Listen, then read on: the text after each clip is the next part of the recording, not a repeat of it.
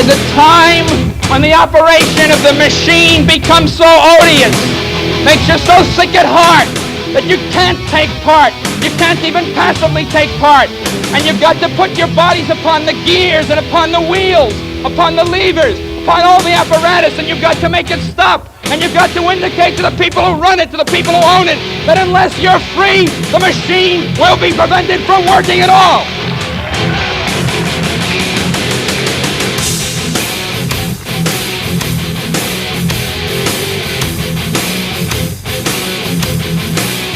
Well, good morning, Tampa Bay, St. Petersburg, Clearwater, the entire state of Arkansas, Provo, Utah, Little Rock, Arkansas. I haven't said Little Rock in a while. In Philadelphia, Pennsylvania. Figure that's a good place to do it. And all the uncorrupt people in Washington, D.C., all 5 of you. This is Alex Snicker, co-host, and taking back my show, or our show, the Liberty Underground show, from the tyrannical regime of the Wiley. We have declared our independence. We have declared our independence today on July 4th. We have made sure that, I don't think that my microphone is the way I normally would have it. Did someone mess with it? Yeah, I think maybe Adrian kind of set you up there. Oh, look at that. That bastard. That's all right, though. That's all right. We'll go ahead. Anyone who uses my chair now knows that don't touch my microphone. You can move it up or down, but the angle that it's at stays, or else I am not happy. Keep the angle. Keep the angle, or you will pay. Exactly. Hey, by the way, just programming little thing here. Hey, can you guys send me the link to the show? Yeah. I posted it on my Facebook. Hold on. Oh, no. Did you? Then I'll just go there. Okay. I'll go there. No worries. Hopefully everybody's doing well. This is Alex, co-host, Liberty Underground, taking it back from the powers that be. The clutches of the Wiley. From the clutches of the Wiley. Hopefully everybody's doing well. And Adrian actually cannot hear this because he is getting ready to get onto a parade float. Oh, is he? Yeah. Now, he did say he may call in from the parade if he thinks that he can sneak in a call. So we may get a live call from the 4th of July parade in Bradenton from the Wiley. Yes. Well, also let me get to the introductions, though. Okay. Don't want to miss that. Also in studio with us, the Duchess of Doing Stuff, my hardcore travel partner, who has done some hardcore traveling. Yes. We went into record territory on some of this stuff, which is beautiful. Danielle Alexandre, good morning. How are you? Good morning. I'm doing well. My voice is definitely much better than yours is doing, although you still hear a little scratchiness in mine too from all of the insane travel from the week. Yes. Yes. Now, on this Independence Day, there was a country a long, long time ago. And this country was called the Sinister. Now, this country, who did declare independence, surprisingly enough, on July 4th as well, set their system of government up a little bit different than we did. Where what they did was, it's really an anarchy. It's anarchy. But they have a title of, and the guy has no power whatsoever, but he has the title of Prime Minister. So, and it just so happens that we are very blessed at the Liberty Underground show that we have with us the Prime Minister of the Sinister, Greg Bowen. How are you doing, sir? Good morning. Thank you. I'm doing spectacular. You thought I was going to skip into it, didn't you? I was like, where are we going? I was like, oh my gosh, he forgot Greg. Like, he just told us, let me get to the introductions, and then forgot someone. Yeah. And then we realized halfway through, like, no, this is like the lead up. Pulling another one out of his pocket. Pulling it right out of the keister. Straight out of the keister, by the way. Just saying. Is it like fireworks out of the keister? A little bit. Little bit. You'd have to know our morning to even understand that all the way. Ought to follow that meal up with some ice cream. Won't be such fireworks. Oh my god! Oh no! Did he go there? Yeah, he went there, didn't he? That's all right though. I like him going there. I like it. Hopefully everybody's doing well. If you would like to call into the program on the special July 4th episode of the Liberty Underground show, you can call 1-800-525-4032. Refresh Telecom 1-800-525-4032. Now, the thing I wanted to bring up this week, or for July 4th, or the thing we wanted to bring up, actually initially This is done by Greg's Greg. idea that you're now trying to steal. But. Well, I'm giving Greg full credit right now. I'm giving Greg full. This was Greg's idea. Right. So if it goes bad, you can blame Greg. And if we can't even get through it, you can blame Greg for not having creativity past it. If you have an idea, you got to do the whole setup because everyone else will butcher it. I'm just saying. Apparently. No. We're good. I figured you guys could cover your end of it. I mean, Have you heard the show before? you're right. I'm sorry. I'm just glad I didn't have to cover everything. She's like, oh my God, someone else has an idea on what we're going to do on the show? Holy cow. Go with it. We're doing it. So what we're doing today is normally you hear us coming in here and doing 3 hours of complaining about the government. However, Greg figured, and I agree with Greg on this one, is that what we ought to do is we actually ought to do a show that is talking about, the things we like about the country still, and things that we're grateful for. Almost like a weird kind of Thanksgiving theme to the 4th of July, which I think you can marry the two. Absolutely. I think they work well. And so we're going to spend a little bit of time talking about the things that we are happy with, that we're thankful for, that we're, that we feel like we're blessed in, the fact that we, live in this great country and all that kind of stuff. But I will defer to Greg for the first one. Just to get us started off, just to want to see what kind of angle Greg's going to take. So I kind of want to see where he's going to lead this train and see if I can follow.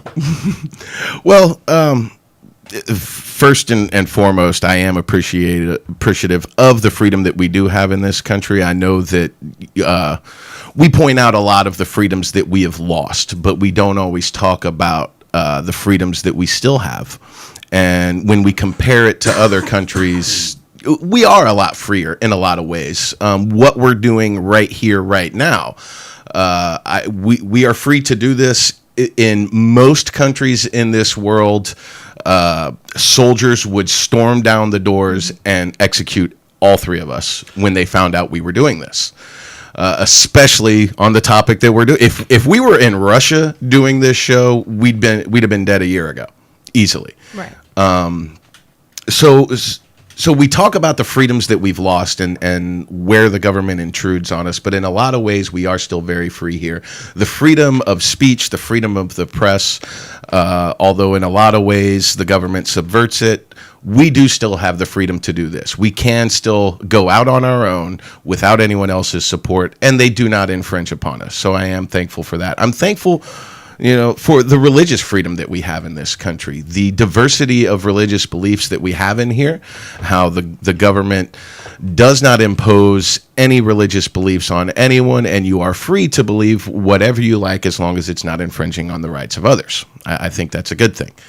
And I try to keep perspective of the rest of the world, and I try to keep an eye on what's going on. And I see things going on in other countries that don't happen here. And I think the number one thing that I'm appreciative for is I'm appreciative that I am part of the 2% of humanity that was born in the United States. That I don't have to pick through a garbage can to find my next meal. I don't have to watch a child pick through garbage cans to find their next meal. And there are a lot of countries in this world where that's common. I don't have to go buy food hanging from a tree. There are a lot of things that we have in this country that we have to appreciate. And sometimes we don't always realize just how much better we have it here because we see the bad things. We see the cops shooting dogs and, the militarization of our police forces, and, we get afraid. But in other countries, that militarization happened a long time ago. And nobody fought it. Nobody did anything about it.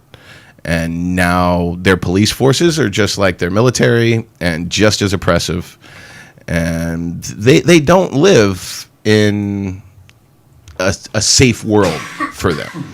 They have not only the dangers of the criminals but they have the dangers of a very corrupt and evil government. Most of what we see here in this country is individuals and individuals of like mind coming together to manipulate government. Our government isn't designed corrupt. Our government does not facilitate corruption the way that a lot of other governments do. A lot of other governments, it's almost designed to be corrupt and designed to support the cronies and keep the same people in power.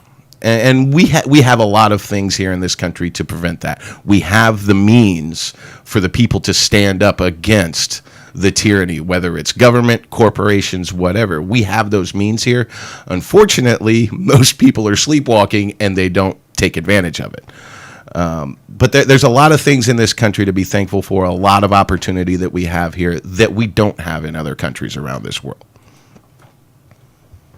Wow, Greg, that was pretty deep, brother. I liked it. No, seriously, I'm not being a dick. Danielle? Well, and I was thinking about this too, and I we can say a lot about the government, and we even say a lot about the people and things like that, but overall, we live in a country that is extremely giving. Their charity and other things, and even though we talk about some of the corruption that goes on within these groups and organizations, the people themselves are giving. They don't want to just ignore the people that are hungry. We as a people don't want to ignore, someone in need. And, that's a good thing. Now I feel like we've kind of strayed to make government in charge of that. But at the end of the day, it's the people in the country that really do not want to see anyone in need. They don't want to. And when someone is hurting, you see communities come together to help them. If another country is hit with a disaster, we have our whole country that comes together to help them. And that, in that we can say a lot of bad things about the people, and we do. I mean, we're always going along the negatives, but in all, we're a very giving country that wants to help our neighbors, that wants to be involved in a close community where if someone's fallen behind, if someone's in need, if someone needs help, that as long as people know, you tend to see people come together to help them. That's a great thing. And we do have a lot of opportunities here that you don't see in other countries. I know my children can go to college if they choose. I know that they can go do something else if they choose, and that they, as I think of it as they have a harder time because they're going against government than that they used to not. They still have so many opportunities to be successful adults that, can raise their families, that, can live happy lives that you don't see anywhere else. There's a reason why people flock here, because we are the land of, if you do produce hard work, you will succeed. You can go out into business on your own and, it's going to be a struggle, but you still can make it, where that isn't even, the opportunity isn't even there in other countries. Our less fortunate in this country live by means that are considered rich in many others. Yes. And part of that is because of our own giving nature. Part of that is just because of the opportunities that we have here that nobody else, that you don't see anywhere else. But at the end of the day, we are better off here. I would never want to live anywhere else. I mean, obviously there's countries that are freer or along that lines now, but I still look at our country as having the potential to be the best at all times. Even if we have to struggle here and there to get there, the opportunity to be the best is always here, because the opportunity for each person to succeed and be the best that they can be in life is always here. Absolutely. Very good. Very good. All right. Here's my thoughts on it. Now, before I give what I'm going to say is that I'm going to say I'm not a neocon, but what I'm going to say is going to sound like it. So I just wanted to make sure I made that comment first. First off, what I'm grateful for is American exceptionalism. But I don't mean it in the way that the neocons mean it. Let me explain what I mean by that. I do believe that the key to freedom for all of humanity around the globe is the United States of America. But not through the ways in which we've currently been doing it, because that really doesn't work. But it is through the mentality of overcoming any and all obstacles by being an example and by showing people, not through war means, but through just being free ourselves, which I think is possible. It's not really something we're doing a whole lot right now, but I think you're starting to see that. I think you are starting to see the population of the country starting to feel that way more. Mm-hmm. And I'm grateful for living in the country that can do that, that can bring humanity up to a level that it's never seen before. A lot of times, I know this, I have a hard time doing it the way you guys did it, because you guys really did a good job. I'm not going to be anywhere near as good as you guys were. A lot of times, if you look at what goes on in these other countries, I think that those people do somewhat have a longing to be free. And we're lucky in the fact that we have the ability here. Now, a lot of groups out there will talk about how the libertarian thought process is one of regression and not progress. And the reason that the progressives use the word progressive is because they view it as progress, and people view progress in a very positive way. But in all reality, we are looking for human progress. We're not looking to go back. Mm-hmm. The people that are looking for authoritarian, regimes are the ones that are looking to go back. That I think that we, in as libertarians, are the ones that are trying to progress humanity. Absolutely. And I'm thankful for that. That is this country was founded that way. And it's taken some turns that probably shouldn't have taken, but it's still going that way. Like, even when these guys get to do the bad things that they do, it's because they lied to the American public and sold them a bill of goods on something that they weren't really sold on. And they're lied to over and over again. I mean, you can see when it comes to, what people think about their government, they just don't think too highly of it. Well, the less highly they think of the government, the more highly I think of the people. Because it's like, oh, you're starting to get it now. How nice for you. I think that down deep kind of, for lack of a better term, American exceptionalism is in the heart of everybody in the world. But I think America is the one place in which it can be properly defined, and you don't instantly get your head cut off for having it. Yes. Because the other places, I think they just cut your head off. Yeah.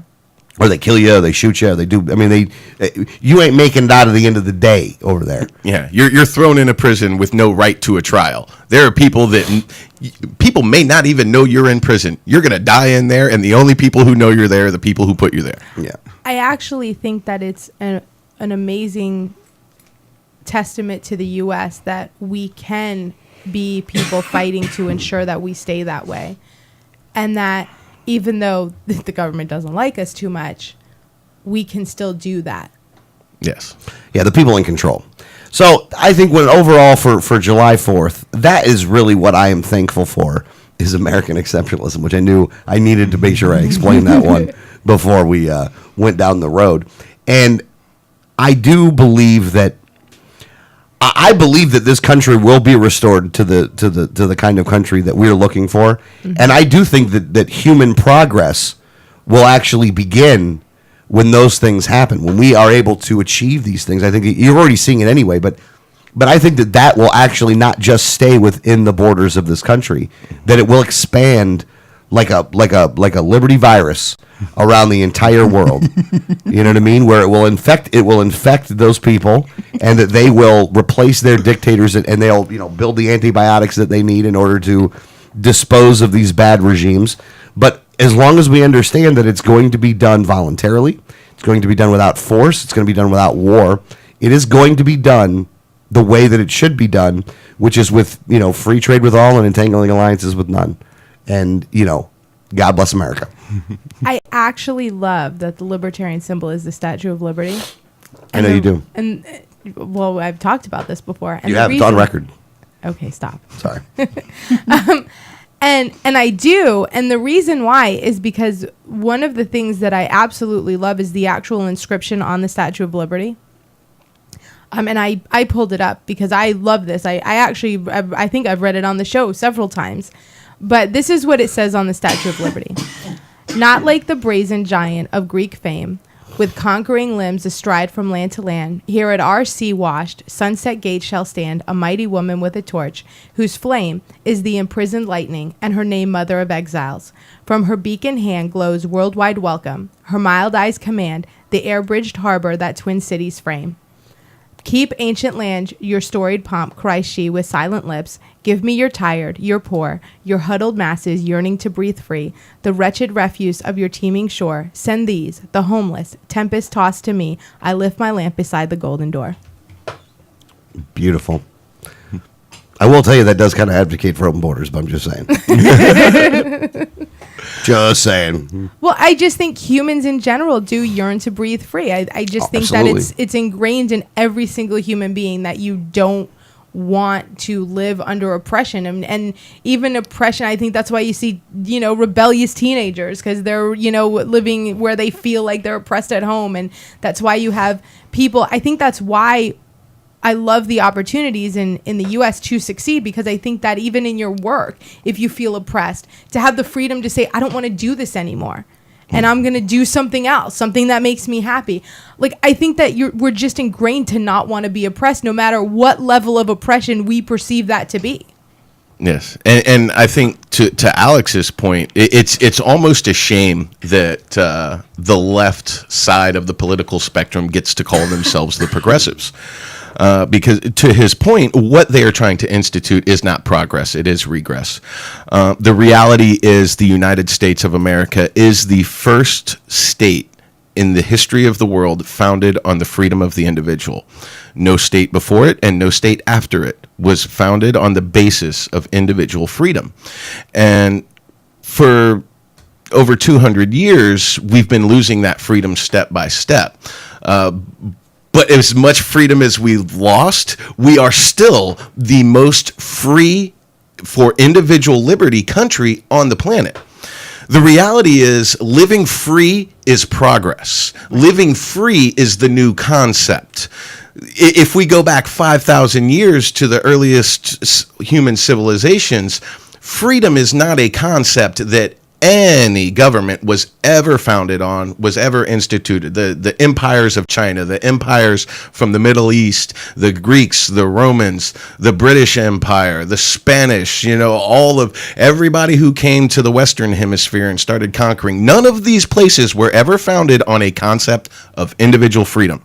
Freedom was not what anyone has ever pushed before until the United States of America.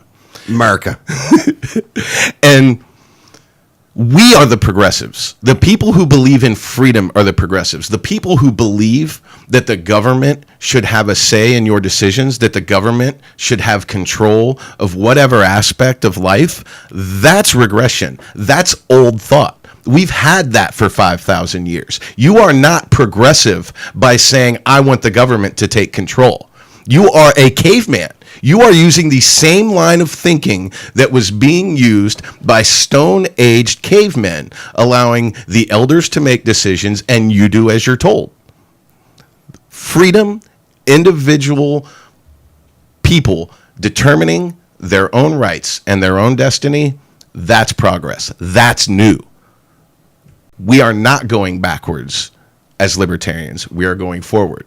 People are scared of libertarians. People are very worried about a libertarian society. People say, when has a libertarian society ever worked? Well, there's a reason there hasn't been one. People don't believe in freedom. That's not been the course of humanity. We are the first who are tracking a course of freedom. Well, one thing I would say is that you've seen many times in American history in which it was about as close as you could get. I think one of the reasons the Wild West is actually demonized and shown in the way that it is because that's not even in reality how that went down. Exactly. It was much more peaceful. It was much more, it was a lot better than what they're giving it credit for. And it's also why, and I don't know why this is, it's a little weird for me, at least and this is from my experience when I did go do some college. They don't even do history until after the Civil War. Right. They don't do up to the part from the founding of this country until the Civil War. And I think it's been done by design because there is a time frame in which this country was very free and was very prosperous. if you look at where a lot of the old philanthropic institutions started, those institutions actually started during those times. Mm-hmm. You know what I mean? I mean, you have, humanity in and of itself, humans, rich people in this country were getting together and forming organizations that were helping the needy, that were helping the indigent, that were helping the poor, that were helping people. That was happening. And it's a beautiful thing to see that. And it still happens to this day. Just people got a lot less money because the economy sucks and the government's taking a whole bunch of your money in taxes. I'm not supposed to complain today, or at least for this segment of it, because I can't go the whole show without complaining. I'm sorry, it's not going to work. Well, in the third hour, I have stuff I'm already chomping to complain. Oh yeah, we've got complaints in the queue. We're just starting this way. Yeah, but it can happen. I think it can. You have seen times in this country where it's been a lot closer than what they're doing. But we've also seen on the other side of the fence, though, how not having freedom has turned out. And, you can ask the 100 million people that have been killed by governments in the past 100 years as a little bit of proof to that. Because, between what happened in China, what happened in Russia, what happened in Germany, they were trying to exterminate, whole sections of people, So, but America is I really do think is that beacon on the hill, man. I love that quote. I love the beacon on the hill part. And I think that, without America, as it stands right now, overall, I think that the world would be much worse off than it is. We've made way more than our share of mistakes on some stuff, but overall, I think we've been good. And I think the American people's heart's in the right spot. I just think that their leaders are lying to them. But, that's a different story for a different day. Absolutely. I'd like to go to your point on the Wild West for just a second, because the reality is most people have this romanticized TV movie view of what the Wild West was. Gunfighters. Yeah, and they think Clint Eastwood was there. Yeah, here's the thing. The people out in the Wild West were not a bunch of punks. Right. If you made it out there, you were hardened, because you went through some of the worst conditions on the planet to get from where you started to where you are now. Yeah. If you made it out west, you're not a punk. You're tough. You're hardened, and you are a force to be reckoned with. So what the movies portray is that three guys can come rolling in on horses with 6-shooters on their hips and take over a town. That's ridiculous. It is a fantasy, because you're talking about rolling into a town where they are all armed and they are all hardened and they all fought through Indians and rattlesnakes and cougars to get to this point and have survived. And the three bandits are not going to roll in and it's anarchy and take over and everybody has to listen to us. No, we are Americans, and we are tough Americans. We are not chumps out in the Wild West. Oh, yeah. Because you never to get out there, you had to pass some tests. Yeah. Natural tests. Right. Because you didn't get out there easily.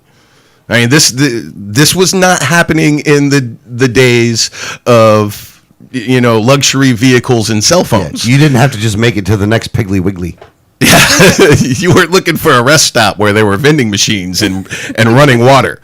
Yeah. You were searching for water. Yeah, you were searching for water. You were running from Indians. You were trying to treat a rattlesnake bite and not die of diphtheria and tuberculosis and all the other diseases that were running rampant. If you broke your tire on your wagon, there was not a Goodyear to go get a new one. There's no call to AAA. You had to make your own new tire. Yeah. You had to go find some wood, figure out how you're going to do this, and then put it all together. So it was rough, but hey, look, those people were happy though because they were free. Yeah, more free than the eastern part of the country, because the eastern part of the country had already started falling to government regulation, and well, this isn't working. We need to control that. Well, the people out west, who's going to control them? The Indians, the Cougars. Yeah, exactly. All right, well, that's. Do we have anything else on your July 4th thing? Because I kind of feel like we've done this. You have something over there, don't you? I have lots of things, actually. Well, start up, man. But bring it. Bring it. Because we always hear about, we talk about, the founders and everything else, and and things like that. But you know what what a lot of people don't mention is that at the time of the founding fathers, at the time of the signing of the Declaration of Independence and the Constitution and things like that, these weren't people that were in government signing a document to like, well, we'll just free everybody now that we have the power to free everyone, so we'll just do it. These guys were the people talking underground to each other. The guys that were sneaking letters across states to be able to talk to each other. These were the guys that were known as treasons of the day because they were going against the government. They were going against the rules. They were going, and they were not, this was not popular.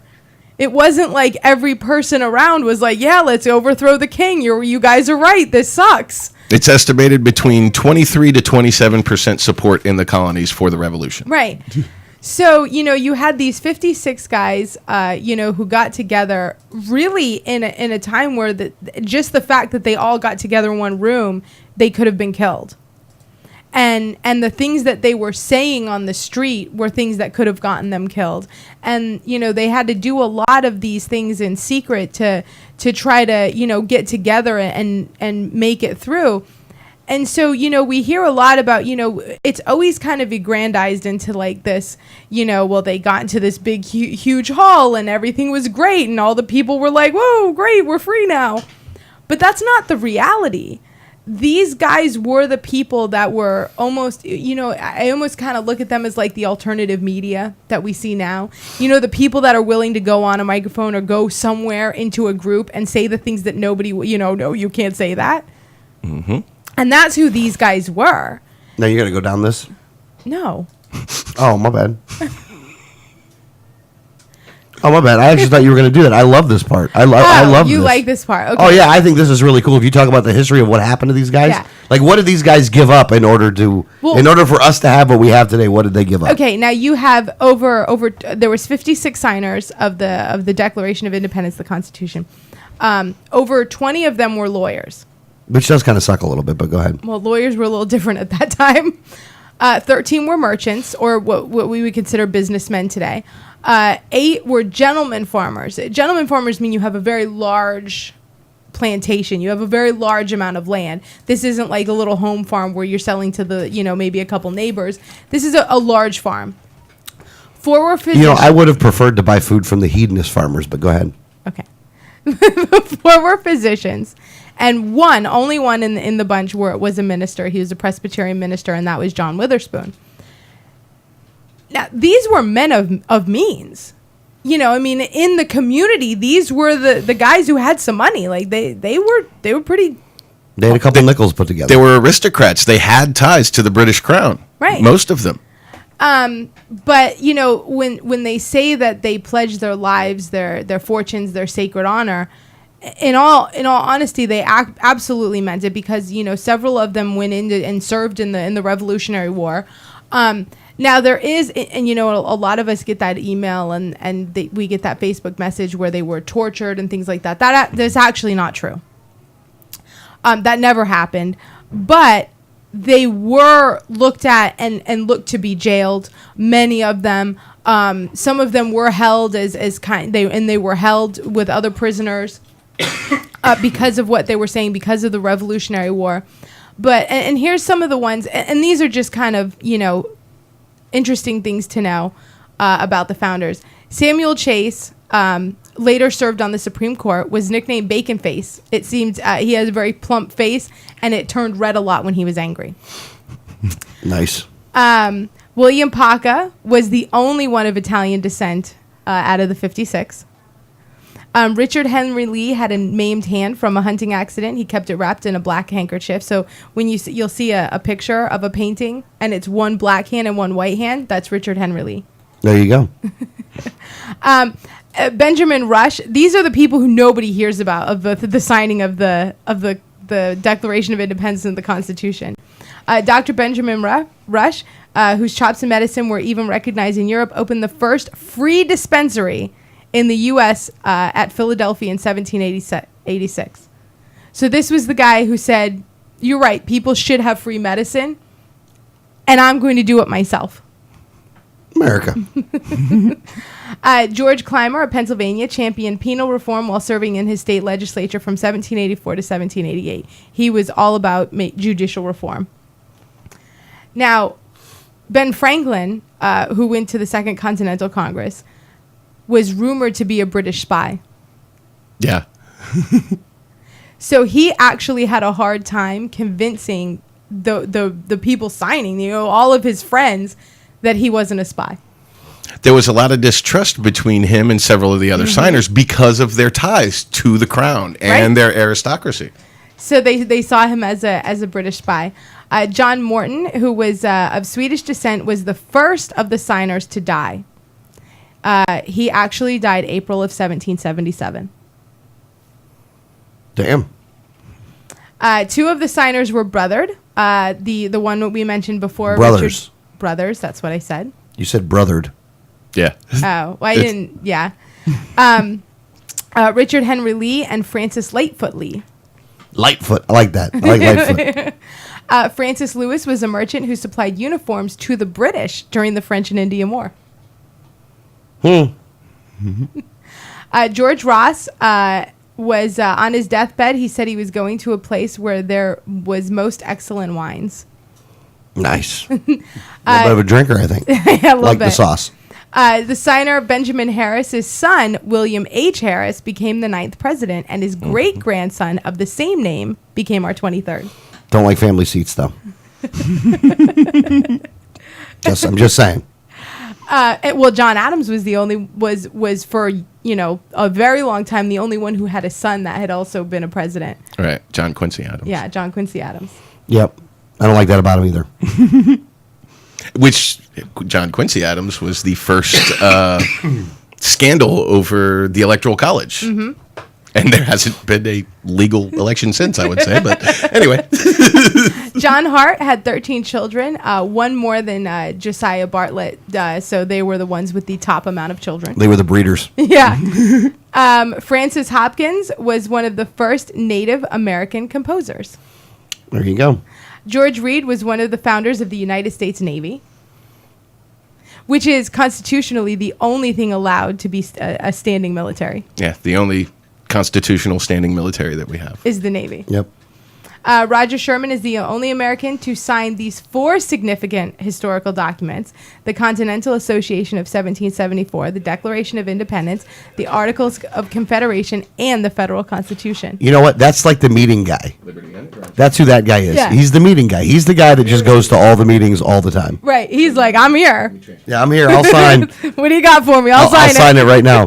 He also signed a document that was a ransom note. No, I'm just kidding. He didn't sign it. The funny thing, and everyone, says about like your John Hancock. John Hancock did not sign the Declaration of Independence. Oh, I do want to talk about John Hancock, but we have someone on the line. The usurper is trying to come back. Oh, the usurper is trying to make an entrance back. What do you need, Dictator Wiley? Hey, you may have suppressed my invasion for now, but we're coming again. You ain't coming again. We've taken control back over from the usurpers, and I can tell you this, is that you will never have it again, because I am the law. You better reinforce your defenses, my friend. Oh. Are you trying to aggress on me? A little bit, yeah. Are you trying to violate? Are you violating the map? I'm just trying to reclaim my property. That's all. Oh, I gotcha. All right, all joking aside, what's going on, gang? Well, we're talking about different facts about the founding fathers that you may or may not have known of.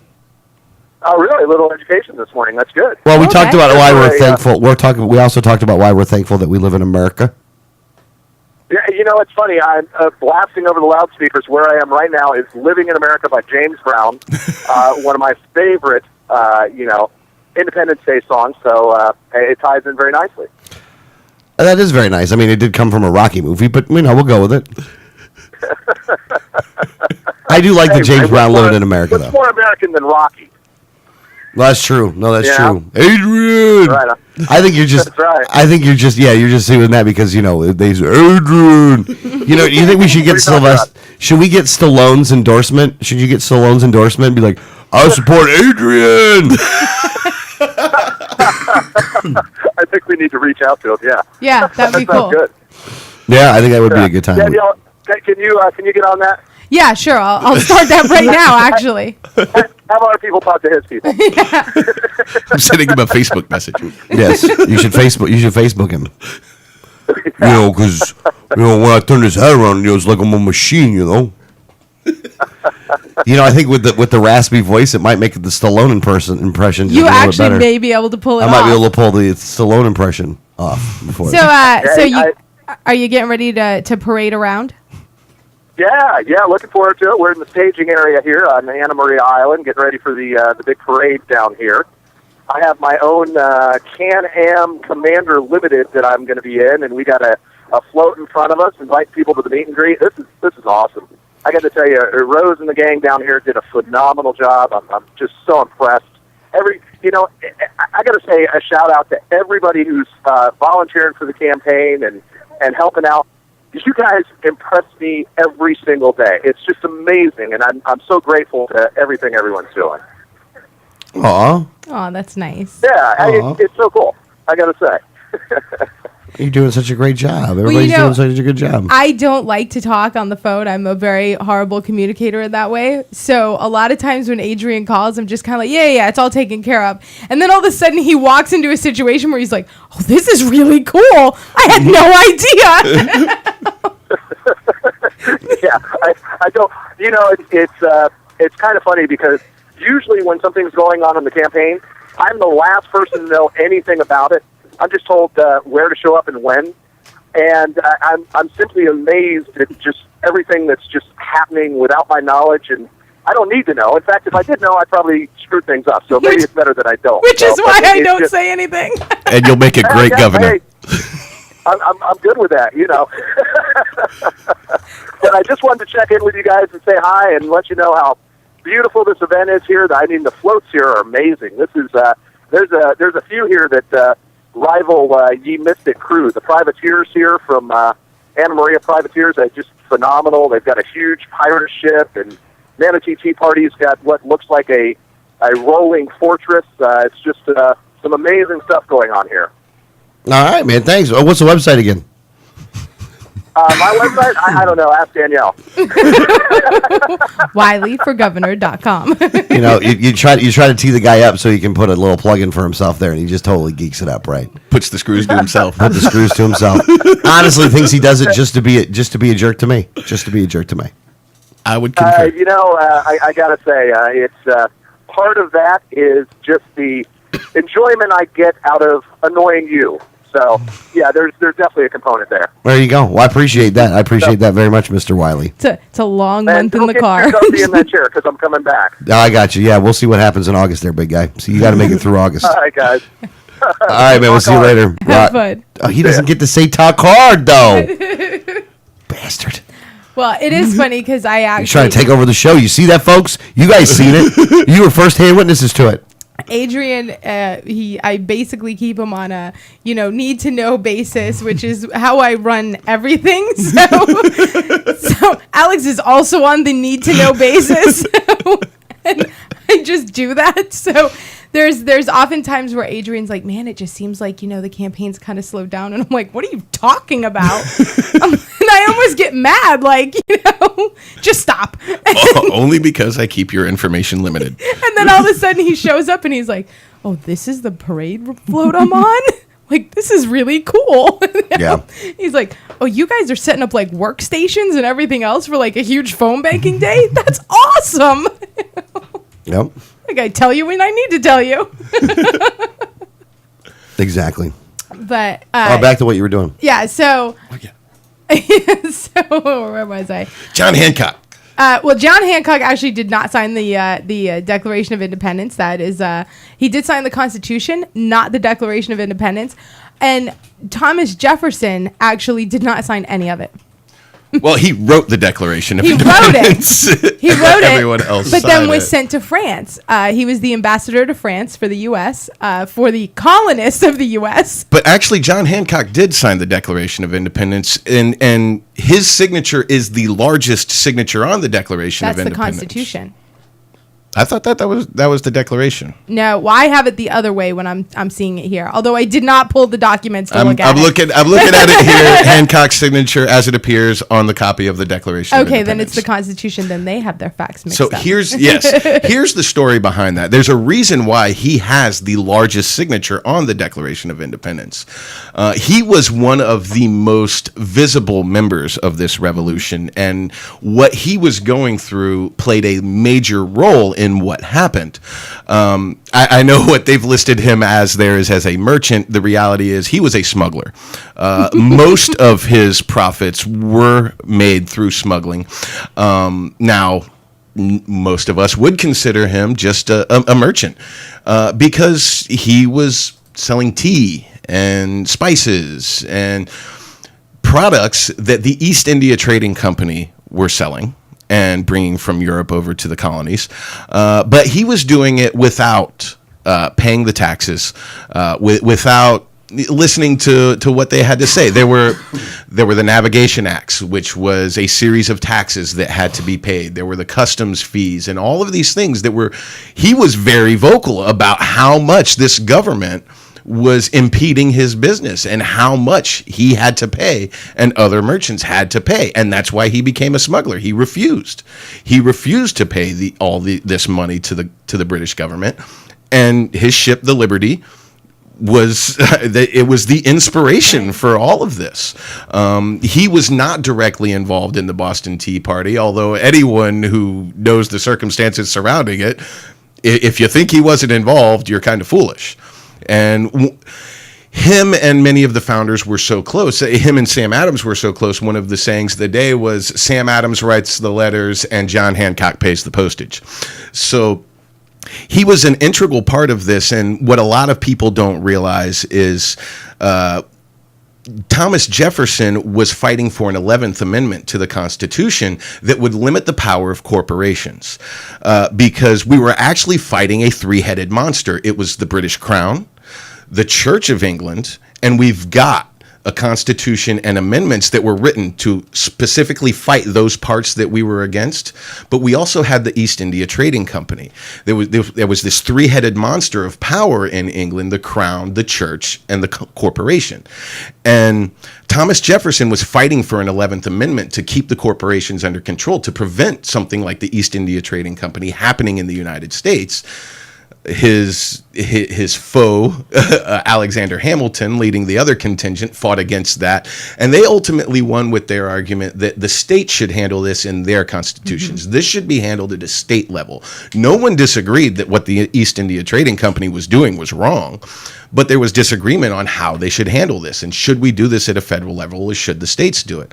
Ultimately, Jefferson lost. Hamilton won. It was left to the states. The states didn't do anything really, ultimately. And now what we are faced with in this country is the corporatism, the fascism, the control of the corporation over everything else because we put no guidelines and we did nothing to prevent them. Yeah, and it's interesting to see a lot of the debates were not about who was, pretty much everyone agreed. It was what level would handle that. Right. Most of the debates are, well, no, this needs to be in the states. Well, no, the federal government should make sure that, the people have these rights. And so that was most of the disagreement where, none of them agreed completely on everything. But most of the disagreement was at what level of government and where the federal government's authority stopped and the states or the peoples began was most of the debates. They pretty much agreed on what the problems were. Mm-hmm. So that was interesting. Now, most of the founding fathers did not go to an actual a elementary school or a high school or things like that, but all but George Washington went to college. So even in those times, you didn't have to go through these these schools and high schools and things like that to be educated. You only had to show competency to get into college, which all of the founders had, even being homeschooled. Really? Yeah. Mm-hmm. Except George Washington, who said screw college. Well, I don't think he was really planning. I don't think presidency and world leader was really what he was planning when he made that decision. No, and in fact, when you look at James Madison, actually worked very, very hard to get George Washington for the Constitutional Convention, and he did not want to go. It actually took a lot of planning and a lot of kind of coaxing from James Madison to get him there, because he was not looking to do that at all. But he was such a prominent leader that James Madison didn't want to have a Constitutional Convention without him. Really? Yeah. And so he was basically like, we're only doing this with or without you. He didn't even tell anyone else except for Thomas Jefferson. And Madison and Jefferson were the closest of friends. But he had only told Thomas Jefferson about what he was planning. And both of them said, if we don't get George Washington, we just don't even go on. Yeah. And actually, most of them were pushing for him to be king. They were not looking to create a new system of government here. They wanted to create a new aristocracy with George Washington as the king. He refused. If he had not refused, he would have been king, and we would have a crown and a completely different form of government here. Yeah. Now, and George Washington gave the shortest inauguration speech in American history. It was 133 words long. William Henry Harrison gave the longest at 8,443 words. And it killed him. And he died a month later of severe cold.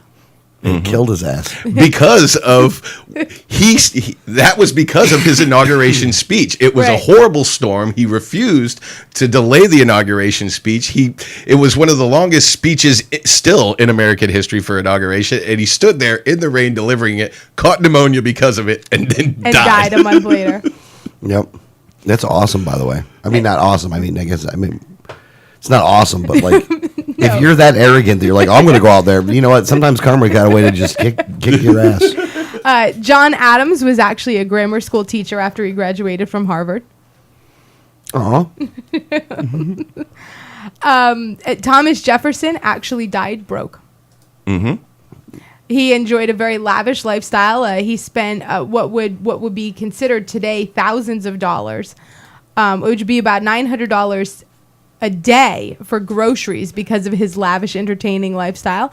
And he died penniless and never asked for a handout. Just knew that was his lot in life. He overspent, and that's how he died. Good time. Well, he had fun while he was having fun, though. He did, though. You want to talk about living life to the fullest? That's what he did. Yeah.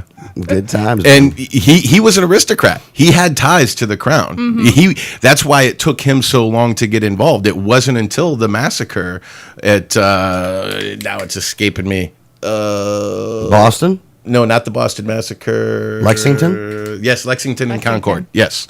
When that massacre happened, that's when he realized, look, the British are killing colonists here, and we have to do something. He was very reluctant about being involved, and still was trying to maintain ties to the crown and keep this. He wanted to find diplomatic and civil resolution. He didn't want it to come to war.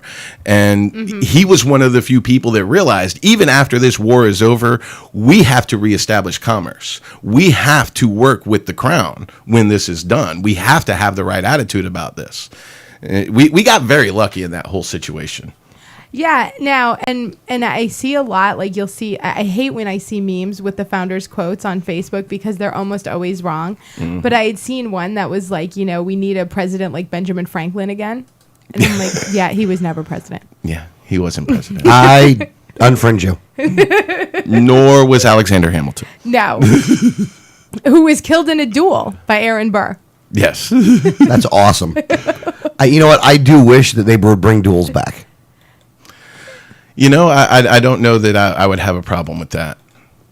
I mean, that's one of the reasons I like Andrew Jackson. As far as his presidency goes, there's a lot of things that he did that I don't like. But as a person and his attitude, I loved it.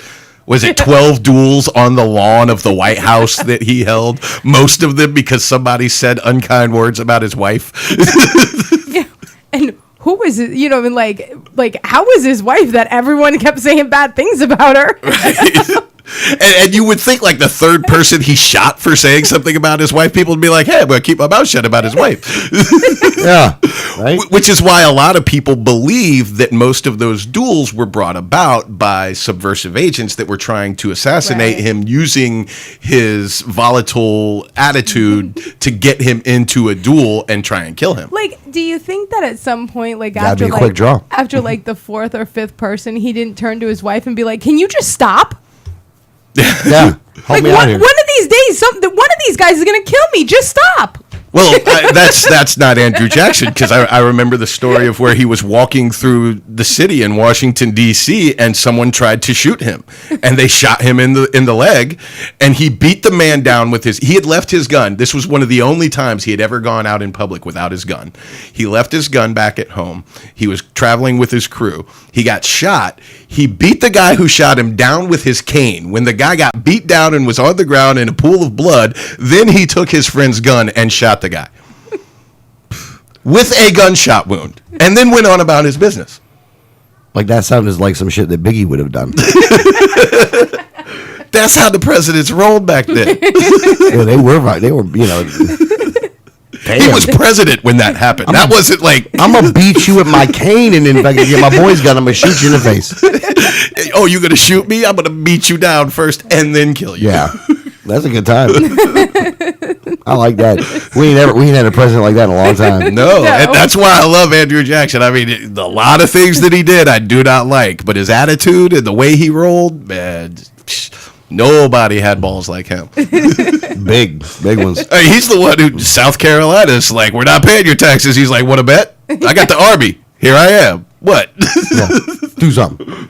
Yeah, well, which is, turned out horribly bad in the end. That was We the ended up in impetus for Civil the War. yeah. That was the impetus for the Civil War. That's why it wasn't about slavery, folks. If Franklin Pierce had freed the slaves, we still would have had the Civil War because of Andrew Jackson. Because of Andrew Jackson. Right. Your American history trivia. There you go. There you go. Your 4th of July. Now you know.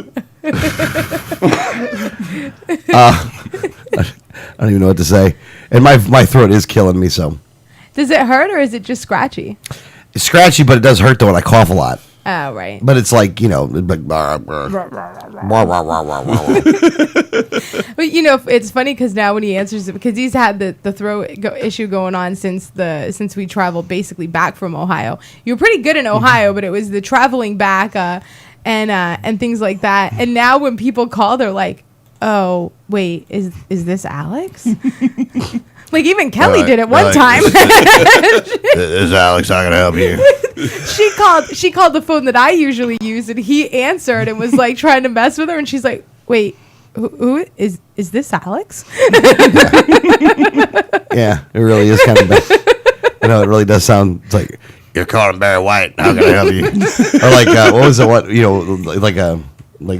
was his name? I don't remember You remember Weird Science? Yeah. Remember the night they went to that place? What was the dude they were talking to? Oh, the dude in the jazz club. Yeah. Yeah, I don't remember his name. I feel like that guy. It's Alex, the man himself. Yeah, what was the I don't actor's rem- name? I don't In Breakfast remember. Club, he did an impression of it. Where he's like, "Chicks can't hold their smoke, mate." Yeah, sometimes. It is kind of funny. I'm hoping that after this weekend, man, I do get back to 100%. Like for the past 2 weeks, man, I have been in a bad way. Well, you got really sick. You came down with kind of like a flu-like thing. And then you really were just starting to feel better. And we're like, okay, let's get in the car for 15 hours and drive to Ohio. Roadie, or you're just getting better. Roadie, let's do it. 15 straight. You can do it. And then we came back and we got one day in between another trip because we had to go to Tallahassee. Yeah. So Meanwhile, we have to work still. Right. This is all with doing our regular day job. It's been an insane week. I'm so glad to have a nice, quiet weekend. We do have something on Sunday, but for the next couple days, we get a very low key rest in the house. Yeah. We don't have to go out and do anything major, which is nice. So, all right. Well, hey, hour number 1 is in the bag. Hour number 2 will be coming up. We're going to get into the Supreme Court. Hopefully, we got Brandon calling in. I don't know if that's going to happen or not. I don't know if Adrian has ruined our relationship with Brandon. disposed of Brandon. I hope he didn't. How did that go? Did it go okay, Greg? Mm-hmm. Okay.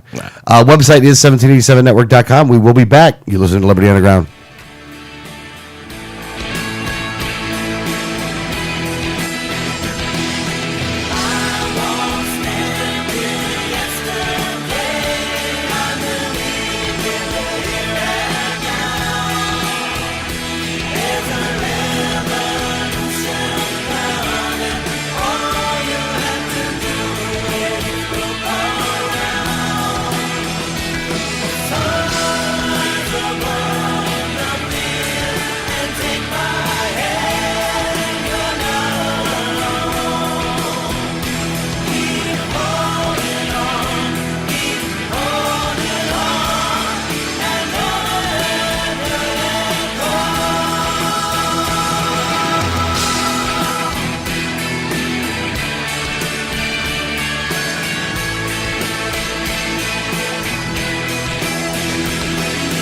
Hi, this is Gary Johnson, and you're listening to the 1787 Radio Network. Facts about the red light cameras. Fact, you are guilty until proven innocent. The Fifth Amendment to the U.S. Constitution grants you the presumption of innocence. Fact, red light cameras cause accidents. Accidents are up on an average of 40% at intersection with cameras. Fact, cameras punish technical foul violations. Over 80% of tickets are written when the red light is on, under 1/2 second. Join the fight at www.banthecams.org. www.banthecams.org.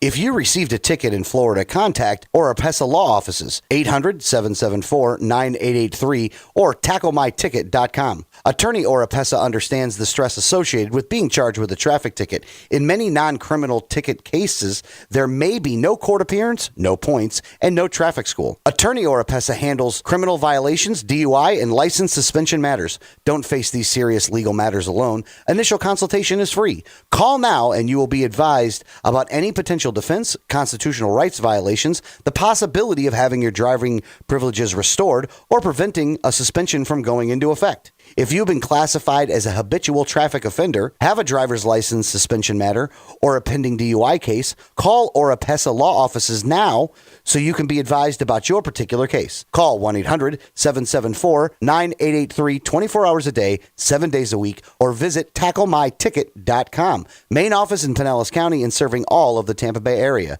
Find out more at tacklemyticket.com. Mention Liberty Underground and get 25% off. Liberty starts with a like. Facebook.com/Liberty Underground. You know Going Postal offers shipping with UPS, FedEx, and DHL International, and they're a full-service post office. And Going Postal is not just your one-stop shop for shipping. They offer copying, laminating, faxing, packaging, and they even have a notary public service. Visit our friends at Going Postal at the following convenient locations: Palm Harbor at the corner of Tampa Road and County Road 1 in the Sweet Bay Plaza, St. Pete on 66th Street, just south of Tyrone Boulevard near Publix, and be sure to visit their newest location at 35595 US 19 North at Alderman Road next to Publix in Palm Harbor. When the unthinkable happens, it doesn't matter if you save money in 15 minutes. It doesn't matter if your neighbor has the same insurance you do. In this moment, what matters is the quality of your independent agent and the company that stands behind them. Auto Owners Insurance has been recognized as highest in customer satisfaction with the auto insurance claims experience 5 years in a row by J.D. Power and Associates. For award information, go to jdpower.com. Call Row Insurance in Newport Richey today at 727-376-0030.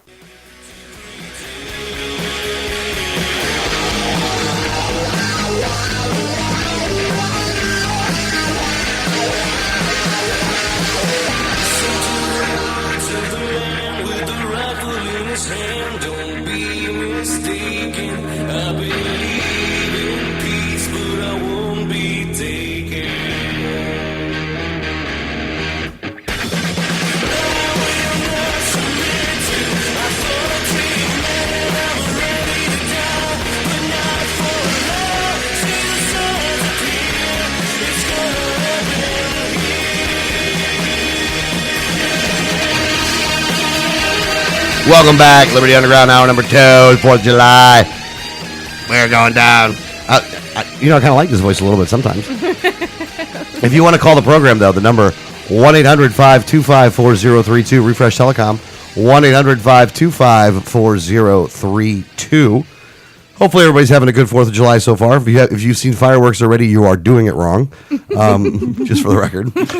We've seen fireworks for the last couple weeks. No, I'm saying like right now, like this morning, like you Well, know. yeah. And I have actually. If it's And- 10 o'clock yeah. and people are putting out fireworks, I mean, you really are just wasting your money at this point. we were here in the house one day, and it was like during a work day, and people are shooting off like we heard a couple big fireworks, and I'm like, people have ruined fireworks. Mm-hmm. Because it goes on for weeks. It's during the day. Like, who's shooting off fireworks at noon? That's just stupid. Very selfish. But this is the all-American holiday. I mean, there is no holiday that defines America better than this. Heavy drinking and light explosives. Woohoo! That's America. That is America. I like this holiday. It's a fun holiday. Even though I'm not going to go out. I mean, I'll buy a little bit of fireworks, but like, I'm not going to spend like, a whole bunch of money on fireworks. Yeah, I wouldn't. I don't even think we should get any. We'll just go see the fireworks. Maybe get some sparklers or something for Mikey while he's out there. But Yeah. I don't see any need to have any, like if you go in our neighborhood, they've been shooting them off for weeks. I'm sure they left some for today. I pay my taxes. My municipality is investing hundreds of thousands of dollars of my tax money into a fireworks display already. I've already bought fireworks. I'll be watching that. Thank you. I've already purchased my share. I never did understand how those guys spend all this money on 4th of July either. How the government agencies are spending the money on 4th of July. Like, why are you doing this? Like, that is not the proper role of government, by the way. To celebrate freedom, we're going to use the money that we took from you by force to spend it on explosives in the air. Yeah. And you're going to cheer. And you're going to celebrate. Yeah, you're going to celebrate. And we're going to collect more taxes so we can do it next year. There you go. That's America. Yeah, that's. But I'll enjoy going out and seeing the fireworks. We've been at campaign events and other political events the last couple of 4th of July, so to have one at home is actually kind of nice. Yeah. As we were at a bunch of Gary Johnson events like 2 years ago, and then we were with Adrian last year, but this year, because it's on a Friday, we couldn't go with Adrian. So we were like, oh, you mean we get to stay home? Like, really? Yeah. Yeah, I was actually pretty happy when I heard that. Yeah. Like, thank God. Thank God we got to go nowhere. so I mean, we still have to leave to go see the fireworks anyway, but, I can put up with that at least. Well, we're going to go local. Yeah. That's the other thing. I do want to go as local as possible. The least amount of time in the car, the better. I'm so sick of the car I'm now. about sick of automobiles right now, just for a little bit. I mean, don't get me wrong, I still love cars, but like I am a little just overwhelmed with cars. Let's get into it though. Let's get into the Supreme Court here. Because the Supreme Court had two big rulings before they went on break for the summer. Their session ended for the summer. But there's two big rulings that have now come out because there was the big court case with Hobby Lobby. Hobby Lobby wanted to not have to cover certain types of birth control. And so, they had appealed to the Supreme Court. The Supreme Court ruled on their side. But the ruling is very, very limited. This is only what's called closely held companies, which means that it's either the company that's still being held by the family that started it, or other relatives of other people that were closely related to that family are still holding the company. The same people that founded the company are basically still holding it, or very close relation to that the people who founded it. So this is what they call closely held companies would be able to not cover certain types of birth control if it was for religious reasons. What was the distinction? Can you explain the distinction? The distinction is there's 20 different types of birth control that is mandated by the Affordable Care Act.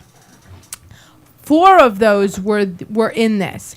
It's the IUDs, which is the shots that go under the arm that will stay in the body for a longer amount of time. This is the morning after pill and Plan B. The IUDs is actually, there's 2 different kinds of those. So this was only 4. Now, the reason for this is because these are known to abort a fertilized egg if it were to try to implant. Yeah. So it was not to prevent a pregnancy. It was to terminate one, even if it's at the very beginning stage. Right. Now, and even though IUDs are generally known as like a birth control pill that it would be under the skin, because of the way they're created, if you were to, if something were to happen where an egg were to fertilize, because you were to have this medicine in your body, it could expel the fertilized egg. Now, let me ask you a question. The morning after pill, any idea on what that costs? I think it's, maybe $20 if you go to the pharmacy. It's not expensive though, right? Well, no, not terribly expensive when you look at it as this is not something that you buy all the time. This is... Well, yeah, you ain't picking them up for like a Saturday night fun time. You know what I mean? Well, I would hope not. There's not like a little bowl that you have in front of your house when you're throwing a party. You're like, hey, take one of the morning afters, man. You never know. Be careful. This is one of those things where if you were to have unprotected sex, you would go the next day and take this so that it would stop, any kind of, fertilization from happening. If you took it after there was already a fertilized egg, it could, not in all cases, but it could expel the fertilized egg before implantation. Your explanation of an IUD is wrong. The IU in it stands for intrauterine. It's actually installed inside the reproductive organ, and what it does is it kills sperm before it can fertilize an egg. It prevents the sperm from getting through. It releases hormones that kill the sperm. The sperm can't get through and fertilize the egg. So I disagree with the ruling because, for one, that's not what it does. It doesn't abort children. So why and none of them said that it did. It said that it could. Well, it could, but it doesn't. If it does, then it's not working in the first place because it's designed to kill the sperm, not the egg, not the fertilized egg. So for it to be included is a problem, and I kind of disagree with it because Hobby Lobby's not a church. So I don't really. This is another one of those things where I don't really know that I can articulate my opposition to it, but I have a problem with religious freedom being rulings by the Supreme Court for religious freedom for just about anybody for whatever reason. That seems what we're going towards. Well, let me ask you a question as it relates towards this. I'm glad you're having some. We can have a discussion back and forth on this. Do you think that a company has the right to create an agreement with their employees, and that they're allowed to create that? Like they don't have to have anything mandated on them. That they should be able to have whatever agreement that they want to have, and they can have, if they want to offer health care, that they can offer whatever they want. I do, but that's not the situation we're dealing with. Okay. What we're dealing with, the reality is the ACA is mandating that this is what companies must do. Yeah. Agree or not, that's what they're doing. Hobby Lobby is using religion to get out of what they're being mandated to do, saying on religious grounds, this law should not apply to us the way that it's applying to everybody else.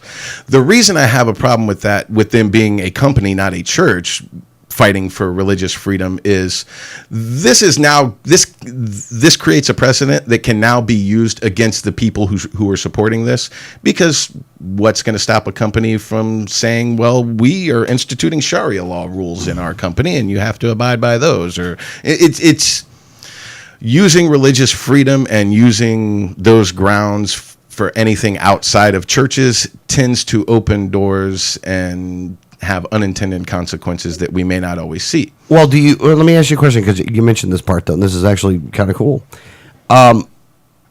What they ruled on is that they didn't have to offer something. Now, would you consider the fact of not being able to offer something as an infringement on that person's rights? Because here's the thing, is that the people, if they wanted to get these other kinds of birth control device, whatever you want to call it, if they wanted to go get them, they can still get them. They're not banned from getting them. They're just saying, the company's saying, we're just not covering that crap. Right. Well, this is why this isn't like a big issue that I am all over or anything, because I disagree with the other side, who I may sound like I'm agreeing with, but I disagree with them too, because not paying for something is different from blocking access to something.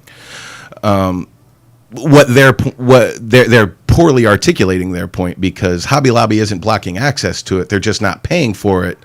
However, every other company has to pay for it under the ACA mandate, and Hobby Lobby is saying we should be exempt on religious grounds. That's where the problem lies.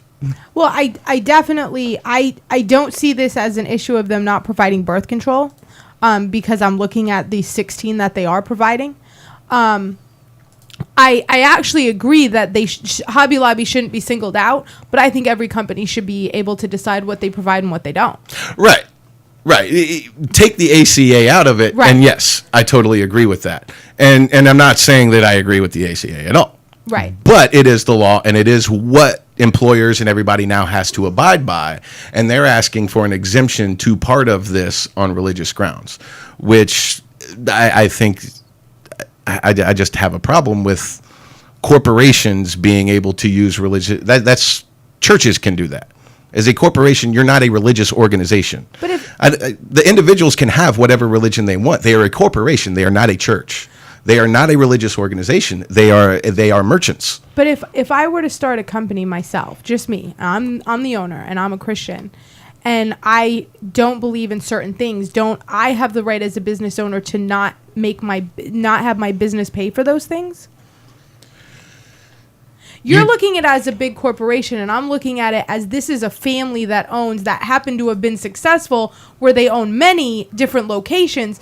But at the end of the day, this isn't run by a board of executives. This is a family that owns this business. My point is, I think that it's a poor precedent. The battle that they should be fighting is that they're being mandated to do anything. Well, listen, and I agree with that. You know, I didn't actually see the issue, and I actually did agree that because it was such a closely held company, because it was family owned, I don't think that, if I as an individual started a company and happened to have 51 employees, I as an individual, nobody would have a problem with me fighting this and saying it's against my religious freedom. And it's only because several members of their family own it and happen to incorporate it that people are demonizing them, and that I think is wrong. And the thing that I disagree with in this isn't a battle that's really being fought by Hobby Lobby employees. This is a battle that's being fought by political activists that are saying this, that are trying to make it an issue. It's not the Hobby Lobby employees that are up in arms saying, "Hey, we want all forms covered." They were actually okay with it, and just to give credit to Hobby Lobby pays a minimum base, minimum wage of $14 an hour for full-time employees and $9.50 for part-time employees. You always get Sundays off because they're closed. They pay for all holidays. You will get off and be paid. They pay a very generous vacation and bonus and everything else. I mean, these people are very, very well taken care of. The employees themselves did not rise up against Hobby Lobby. They're just happy. Mm-hmm. Because what they get for their 401k, for their insurance, they get the Cadillac of insurance plans way further than what's mandated by the ACA. And they've been getting that for many years before the ACA was ever involved. It's literally only these 4 prescriptions, these 4 things. And 2 of them aren't even prescriptions, they're over the counter. So, the employees of Hobby Lobby, to give them all credit, were not upset at all. I think it really shows how the ACA is a bad law and why it's too broad and it's all going to fall apart. That's really my objection. Yeah, absolutely. And look, I looked it up on CVS. You can buy Plan B for $40 at CVS and $50 at Walmart. You people, and this is the people on the left. Hold on, let me go. You people are trying to make this and trying to make it sound like people don't have access to the stuff, when in all reality, what you are advocating for, whether you want to admit this crap or not, what you are advocating for is that you include something that you're going to make everybody pay for, and you're going to make everybody pay more for. Again, it's $40, it's $50. How much is it going to cost when your insurance plan is covering it? It ain't going to cost less. It's going to cost more. It's going to cost you less, but it's going to cost someone more. No. I understand that initially it's going to cost them less money. Yeah. But if you look at how much money they're going to have to pay extra in insurance over the time. But if your insurance is being provided by an employer, it still may cost you less.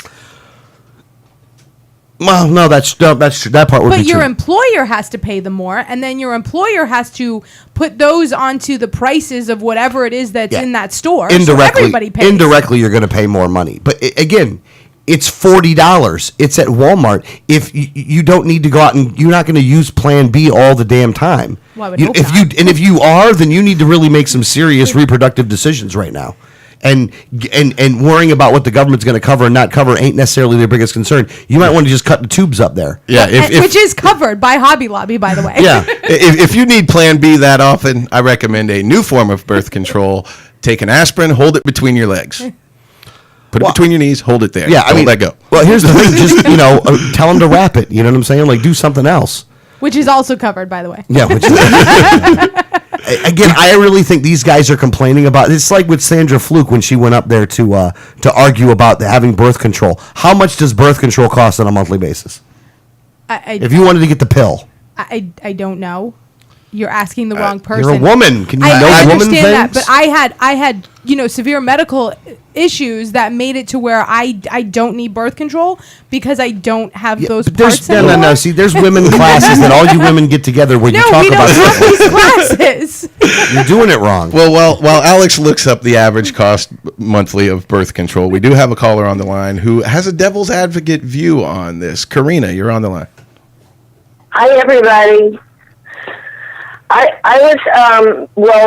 First of all, my Facebook feed was obviously inundated with the Hobby Lobby thing, and so I actually went in and had a conversation with a certain candidate about it, and he brought up a point that I'd like you guys to address. The Supreme Court's decision, do you think it has started like a slippery slope for now? Maybe we'll go with Muslim. So if they want to implement some kind of Sharia law through their business, do you think that started some kind of a slippery slope that way? Well, that's something that Greg already mentioned, and I'll address Oh, that. I'm sorry. I'm on a delay on the YouTube. Sorry. And I'm going to put it this way. Parts of Sharia law, if they wanted to run their business like that, they absolutely could. But the parts that are crimes are not allowed no matter what. Because crimes are crimes. So you're looking at and most of Sharia law is voluntary ways to settle disputes. So if the employer and the employee didn't both agree, it wouldn't even fall under Sharia law, even by their own standards. So you're kind of trying to compare apples and oranges because there's a very misconception of what Sharia law is, and it's not a way to run a business. You're really looking at two very different things, and I'd love to have Will Colley on again to explain this. Because these are ways, because Sharia law is a way to is personal standards to live your life, and also standards to settle disputes. Some of the things that are allowed in there are crimes, which would still be crimes within this country no matter what, because civil, which this is the Supreme Court ruling is civil law, would never supersede criminal law. Okay. Well, I mean, I just thought it was an interesting point. So, as a business is Muslim-owned, and I thought that this should have been less dealt with as freedom of religion, but more government infringing on the company's rights to run their company. Does that make sense? Yeah, well, they wrapped it into just like both sides tend to do this. Is they just wrap it into the thing that they want to wrap it into in order to do it. But at the end of the day, at the end of the day, and many times this happens at the Supreme Court, they're having the wrong argument. Right. Yeah. They are arguing over the wrong thing. Like there should not have been a mandate. You know what I mean? And again, how much do birth control pills cost? $9 to $63 a month. Again, let's take it down the middle and the halfway side and go in the 30s on this thing. You know, you're looking at $30 a month. Look, here's the thing, man. I'm sure there's some, Planned Parenthood. People can donate to Planned Parenthood and they can give out birth control pills if they want to. It's not required to be covered. I mean, I don't understand why, because a company doesn't doesn't think they should cover it, that somehow they are just, you're taking the reproductive rights away from people. What? Because the only people you can talk to is the people in your company or the government? Like, it is such having the wrong argument anyway. But it's good to bring this kind of stuff up because I do think that it brings up, again, it brings up all this other stuff that goes along with it. But at the end of the day, they're having the wrong argument. I think she fell off the line. Oh, okay. Well, and I agree, and that's probably what my biggest issue with this is they're using religion as a scapegoat to get out of a bad law when the reality is it's a bad law across the board. And if I want to get out of this bad law, what option do I have? Because I'm not a Christian. I don't get to throw the Bible out as my defense as to why I don't want to follow this law. So do I have to get a religious affiliation to be able to say that I can get out of this? Church of the Libertarian Spirit. I mean, that's really my problem with the using the religion as the guise as to why I should get out of this law. Why shouldn't I get out of this law? Church of the Libertarian Spirit. Man. What are you doing? Well, listen, and What's wrong with you, man? You're already a member. Just claim your religious exemption Except already. the Supreme Court rules in favor of Christians. All other religions don't matter in this country, including the Church of the Libertarian Spirit. Damn you. Well, like I said, I understand that we're having the wrong argument, although the right argument was posed in front of the Supreme Court that nobody should mandate anything to anyone, and that lost. It's true. That did lose. Because they're like, wait, what would we be doing then? We wouldn't have a job. No, and it is at the end of the day, it is sad. And the one way we're going to be able to fix this thing is to just tear the whole system down. No, absolutely. I mean, look, the problem we have in this country as relates towards healthcare is twofold. One, they will keep out the things that would be helpful, and they do tend to lose the focus on the remedies that would be helpful in lieu of the drug companies. You know, the pharmaceutical companies are the ones that are controlling a lot of this stuff anyway, though, because they make a lot of money on the pills. And they make a lot of money on maintaining people, not curing people. And, you know, to go and tell people, look, you just need to eat better is not something that makes them a whole lot of money. Or to say that hemp oil will actually cure cancer, no money in that. Or cannabis oil will cure cancer. No, don't want to do something like that, because then people could, oh, wow, this thing has actually a good purpose, huh? And the problem is that we look at insurance the wrong way in this country. Yes.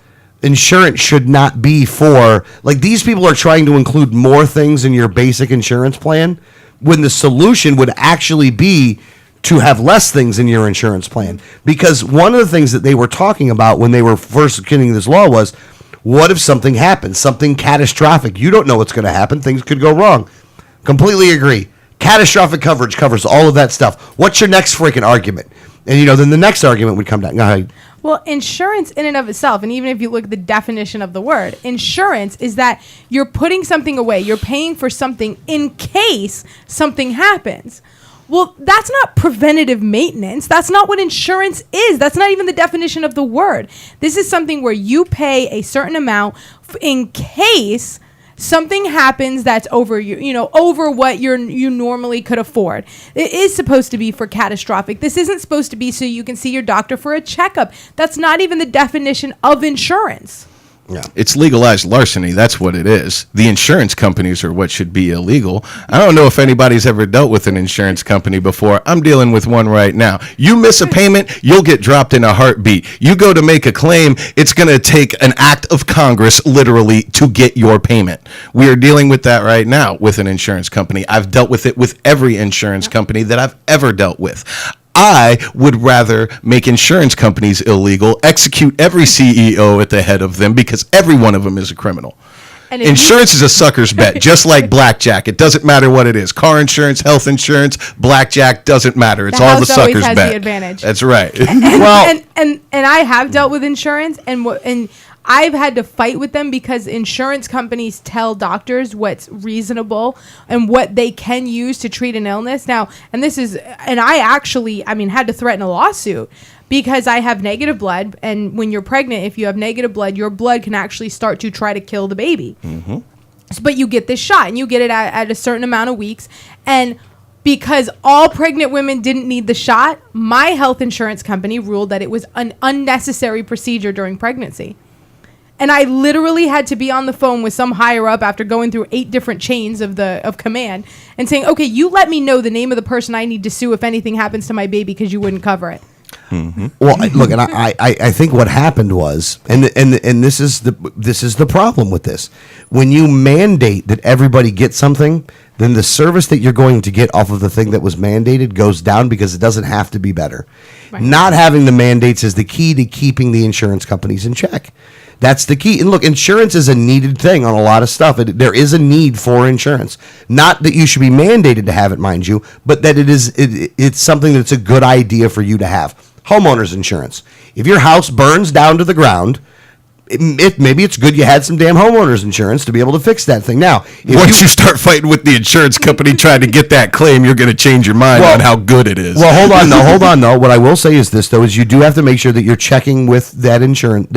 You have to make sure you know who you're doing business with ahead of time. And part of the problem that you're having is the fact that that is also something that is mandated, and that you are dealing with bad things, and also that a lot of times you don't have nearly as of a personal relationship in the beginning with that insurance company as you should have. Not that it's your fault, mind you, but that when people buy houses or people do things, a lot of times all this stuff just gets kind of wrapped together, and they don't really look into it or read the fine print or do any research to get insurance, because people just treat it as a piece of paper. Like, I got this piece of paper, it's my insurance piece of paper. Sometimes it's only worth show the it paper. to the bank and they're like, Most people don't want it. They do it because they're mandated to. Correct.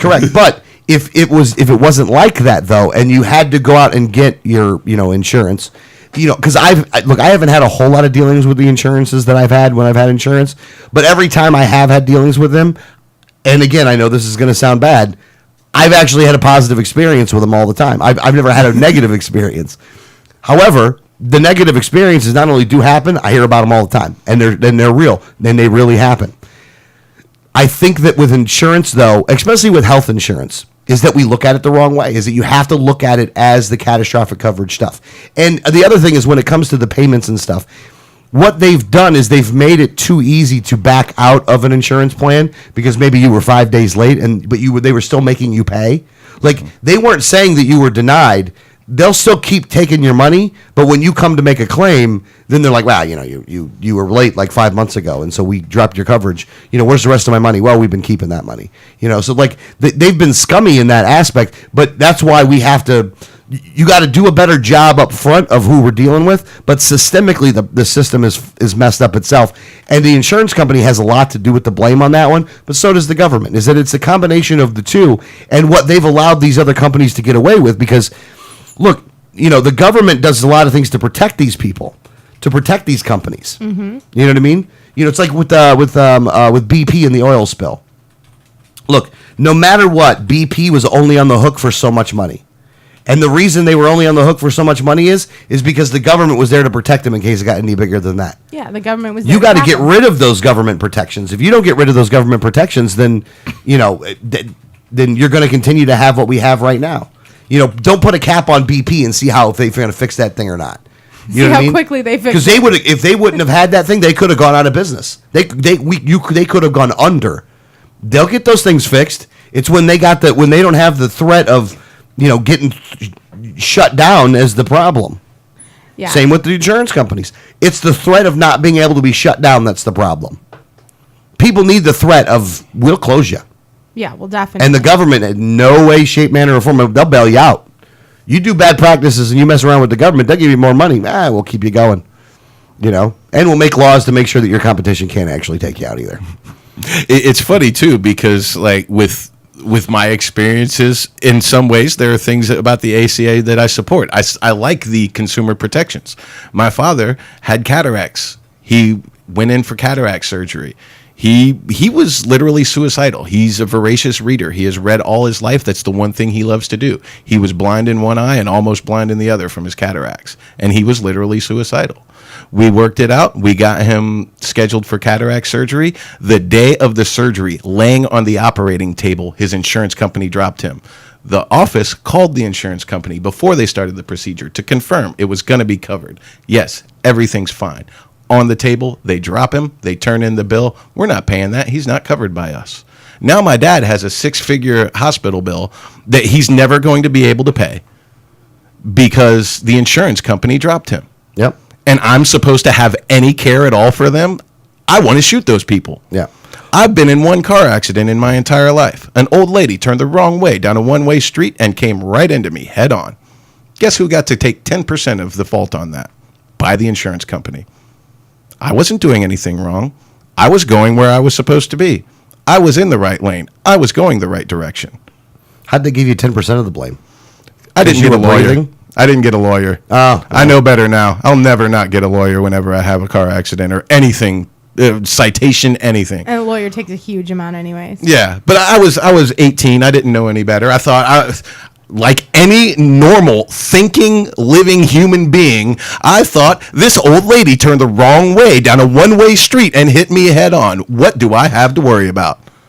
How am I going to be wrong here? Yeah. I learned. I'm an American. I'm wrong. We're kind of negating the first hour now. I do think we're going to get this thing fixed. I mean, it will be fixed eventually, but it is only going to be fixed when we actually figure out, at least on the healthcare side, that most of this stuff is not supposed to be covered. You're supposed to go and buy your own damn pills. You know what I mean? You really are. You're not supposed to be only pay a copay for it. And the reason, there's multiple reasons that you have to do that. But one of the reasons is it actually is the one thing that will keep costs down. That is the one thing that will happen to keep costs down. Because the free market only works when individuals making well-informed, making decisions all together, or individually, but as if you look at it overall, but they're making it en masse, but they're individually making these decisions. Because people are going to go, how much does that cost? Well, let me see if they don't like the price, well, let me see how much it costs somewhere else. That's going to happen. But when they only got to deal with a couple big companies, then the costs get, out of control. Or when they have damn ER wait times on damn billboards, so it has everybody go to the damn ER. That really when you don't need, look, here's the thing. If you need to, you should only be going to the ER when you don't give a crap how much time is going on there, because you're going to go in there because you are bleeding out of some place in a way in which requires. You're not shopping around for the correct wait time because you have to get to the closest one. Yeah, exactly. Because you ain't got time to go up the road 20 minutes. Right. You got to get to the ER now. And that's just a sign of how bad healthcare has become in this country, where you need ER wait times because people are using the ER as a family practice. Because they have the sniffles. Yeah. Yeah. Well, it goes along. I mean, here's the thing. It's not even how bad healthcare is. It's how bad that the healthcare industry and the insurance market is, and has really geeked things up. And in government, too. And government has really geeked a lot of this stuff up.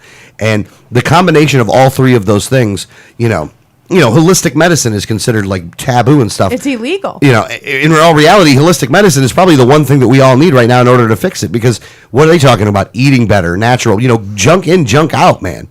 You know what I mean? Like, if you go and you eat Burger King every day and you drink gallons of soda, you know what? That is doing damage to your body, whether you like it or not. And you know what? Maybe, and this is going to sound, oh boy, this is really going to sound bad. Oh my gosh. Can't believe I'm going to say this because it goes against so many other things.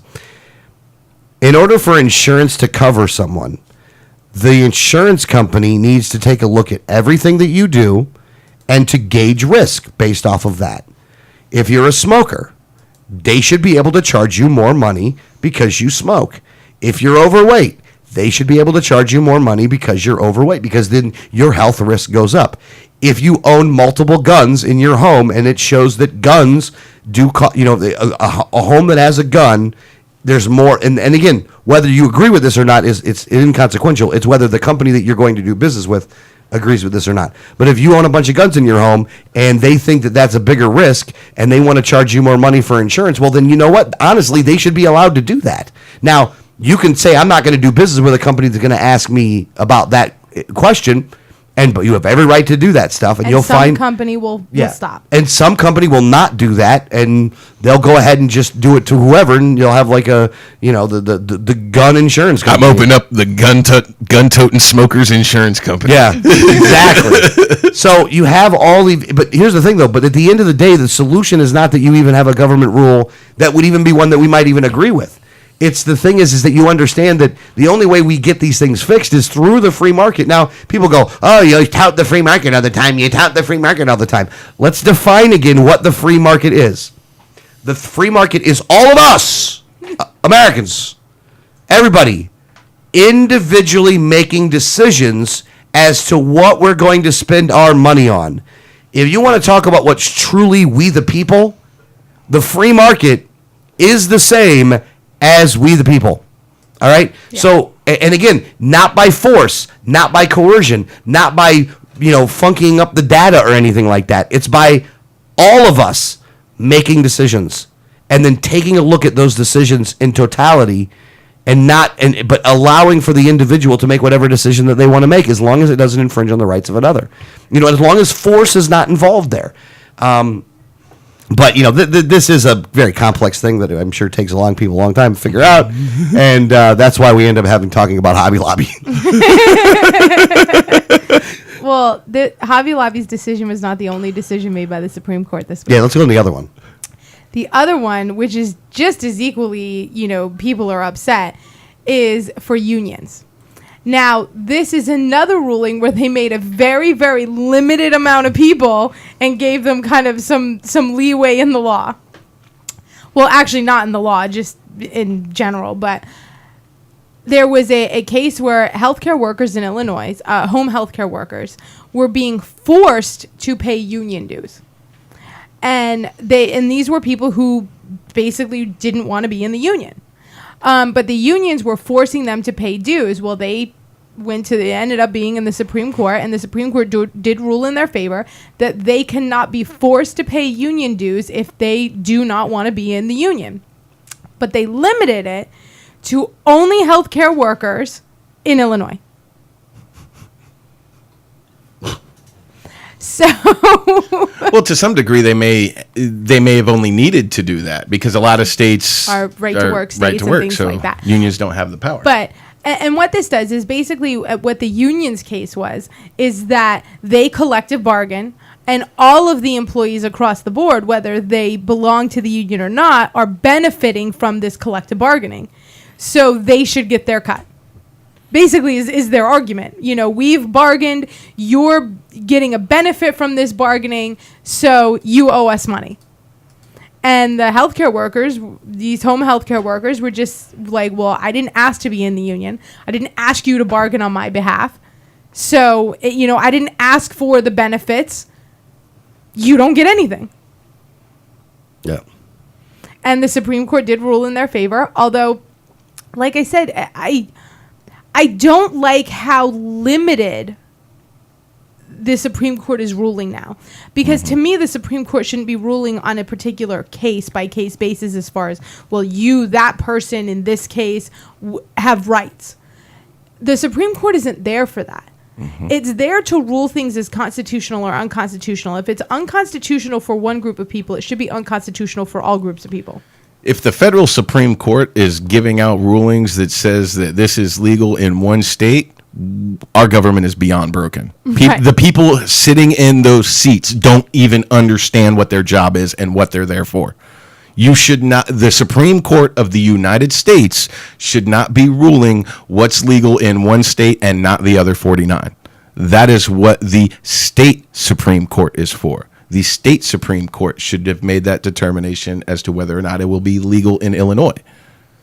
Well, what you're seeing right now, though, is you have in all of these things, you have groupings of people that are not going to be satisfied. You're pissing one side off no matter what, and every one of them's taking it to the next level, to the next level, to the next level, to the next level, until it gets to the Supreme Court. And then at that point, the Supreme Court doesn't have to take it. They don't have to take it on, but they are being pressured now at this point to take these things on. Both sides are pressuring the people that they consider to be allies on their side to start taking this stuff on, and that's what they're doing.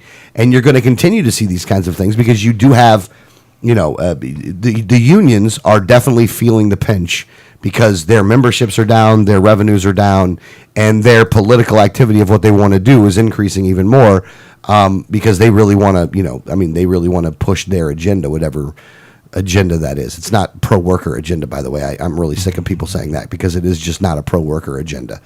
It is keeping the union in control agenda is what it is.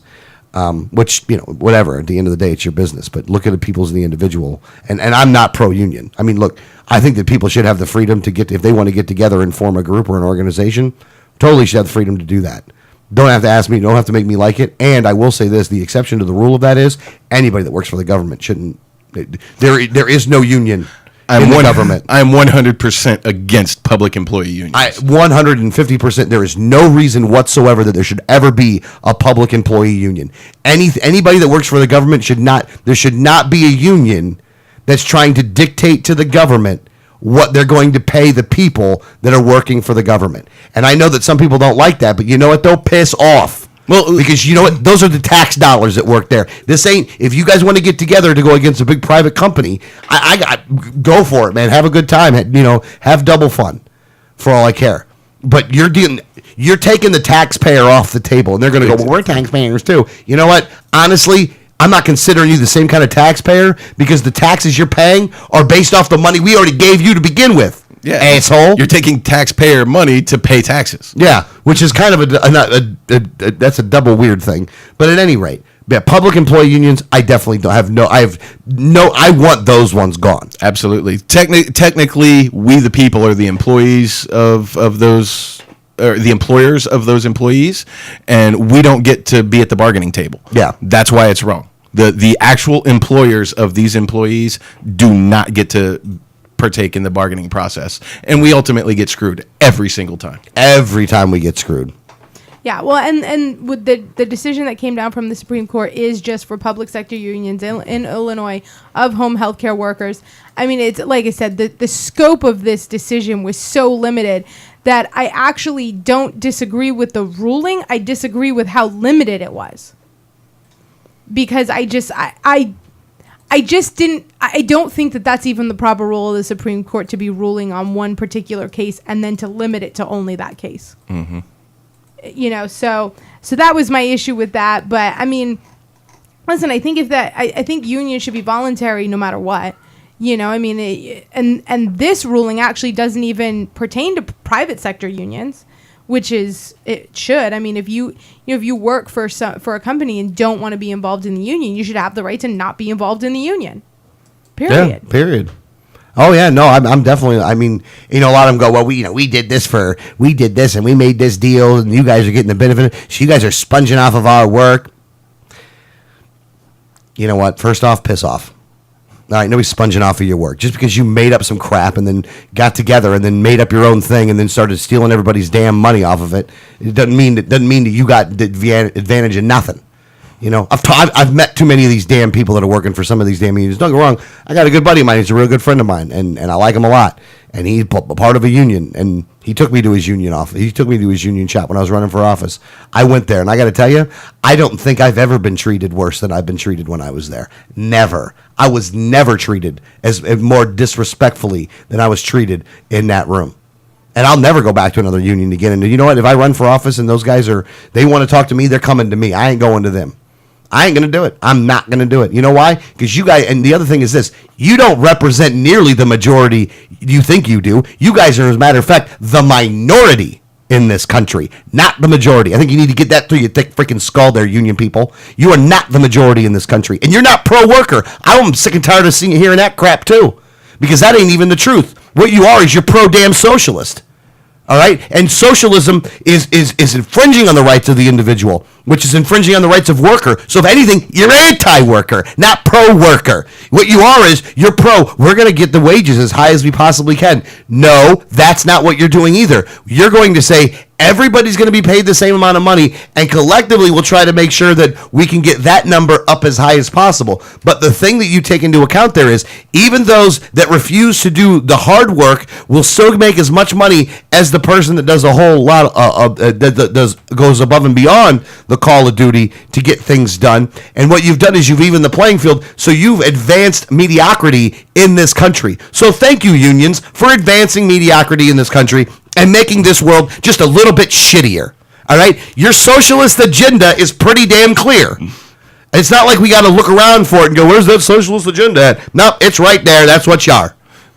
You're anti-individual. You're anti-individual. Remember that shit. All right? And you can go, well, together we'll do more. No. Together with you in charge and doing it the way you want to do it, we'll do more. Any other way, and you're going to bitch, moan, complain that you're not in charge and you don't get to do this and you don't get to do this. So fuck you. Okay. All right. Sorry. Happy 4th. Well, I don't even know what to say after that. But I mean, I think that what most people don't understand is that unions only work for the worst worker. Yeah. And that's really who unions stand up for. And the only one that actually benefits is the people that don't actually want to work but want to keep their job. Yeah. Because that's who benefits. The people who work hard, we've taken away a system of if you work hard, you can advance, because the unions will stand up for the person that does nothing. Yeah. They defend. That's the people they defend. You know what I mean? That's who they defend. So you go ahead and defend that if you want to. Think about it like this too. What happened with that one police officer that we talked to? We haven't talked about it yet, but there's a police officer over in St. Lucie. Is it around that area, or Indian River? Oh, you don't know anything about this? Okay. No. There's a police officer in Indian River County who was caught taking evidence. Indian River. Yeah, Indian River caught taking evidence, caught selling drugs, caught doing really bad things. Police union. I bet you they had something to do with that one. And now that guy's just going to be a bailiff. All of us would have been thrown in jail for that. Yeah, he was actually.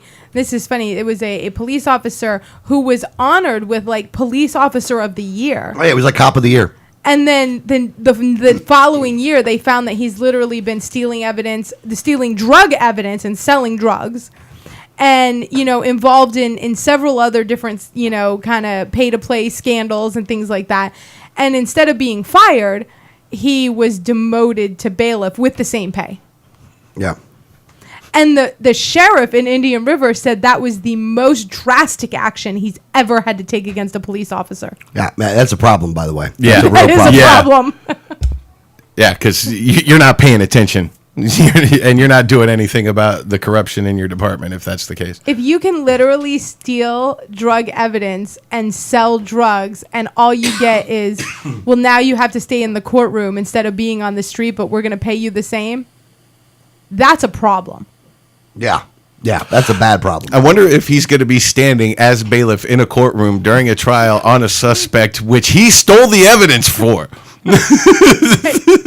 Oh, look, anybody that he busted before, man, is going to have a great case to go back to the judge with. Yeah. Great case. I mean, and that's the problem. I mean, that's the... You see a drug dealer stand up in court being like, he stole my drugs! Yeah, by the way, Your Honor, the bailiff is the guy who stole the evidence. Yeah. Here's the thing. At the end of the day, they always go, and you said this, and I just want to reiterate this. A lot of times they'll say, well, the union's there to protect workers' rights. No, that is incorrect, and that is a lie. The union is there to protect the union and the members of said union, and screw everyone else. So they have, there's, let's say that there's a union that is going to have we'll go the big union that has 50,000 people in it, right? That union is there to protect 50,000 people. Everyone else can piss off. They're there for the 50K. And they're only there for the 50K if those 50K pay them money on a monthly basis, like the mob or the government. That's what it's all about, really. And so, I mean, if we want to get real today on July 4th, let's get real of what your goal is, of what your job is. And that's why I think that, look, as a libertarian, I'm against it. Look, as a libertarian, I don't like it no matter what. But if you want to do it privately, you can go ahead and do that. But when you're screwing with the tax money, that's when I got a problem with you. That's when I get adamant about it. It's these government unions that are the real enemy to the republic. I mean, you want to talk about the terrorist organizations. I'm going to go with some of the public sector unions and some of those terrorist organizations. And they've only proven themselves more right. You've seen their protests. You've seen what they're willing to do. I've watched them. They've gotten violent on a lot of things. I would never attend one of those things, but if I happen to get caught in the middle of it, I'm just going to start swinging. Hope I can get out. But I'm going to take as many y'all fuckers with me as I can. Bunch of assholes. You do know we're going on terrestrial radio in 7 minutes, right? Yeah, but I had to get it all out now. I'm glad we did the union thing now. I hope it's all out. I think it is. I had a little bit of Tourette's on it, though. I guess. I mean, you're like a little out of control. They piss me off, man. They really I think piss we me need off. to change the subject Like, quick. this is what happens when you have a really positive hour. Yeah. Like, he doesn't know what to do with himself. And then all of a sudden, it's like, you finally give him a chance to rant and it just goes off the cliff. You know what it is? I was very uncomfortable during the beginning. I'm not going to lie to you.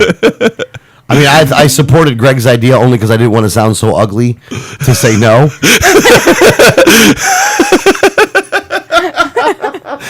And I was hoping I could make it through it. And I thought I did a good job in the first hour. But as soon as I found something I could latch onto to get angry with, like I grabbed onto that thing like a fat kid on cheesecake, man. Like you Like realize I got on it, boy. Like a cop on a donut, boy. in the next hour, we're talking about something that's happened in our home. Oh, yeah. No. I understand, man. That I had to get the cursing out first, though. So. Okay, because I'm actually really upset with with the story that we're going to talk about. Oh, I'm in very next upset with the hour. terrorists we have in Pasco County. I'm very upset with these people. So, Well, I've also got another story. I was kind of hoping that Brandon was calling in and I could kind of lead into this. What the hell happened to Brandon, by the way? Yeah, I don't know. Maybe because drunk on 4th of Adrian July. pushed him off last week. That he's see Adrian's oppression. blame Adrian. Yeah, the effects of the Wiley Well, being felt now. a lot of people have been making a big stink about the Washington Redskins name, and there's a lot of people who are like on the side of against that name, who are trying to like show solidarity with Native Americans. Whenever I hear Native American, I just hear white guilt. Because we call ourselves American Indians. You call us Native Americans. Guess what? You were born here. You're a Native American too. Anyway,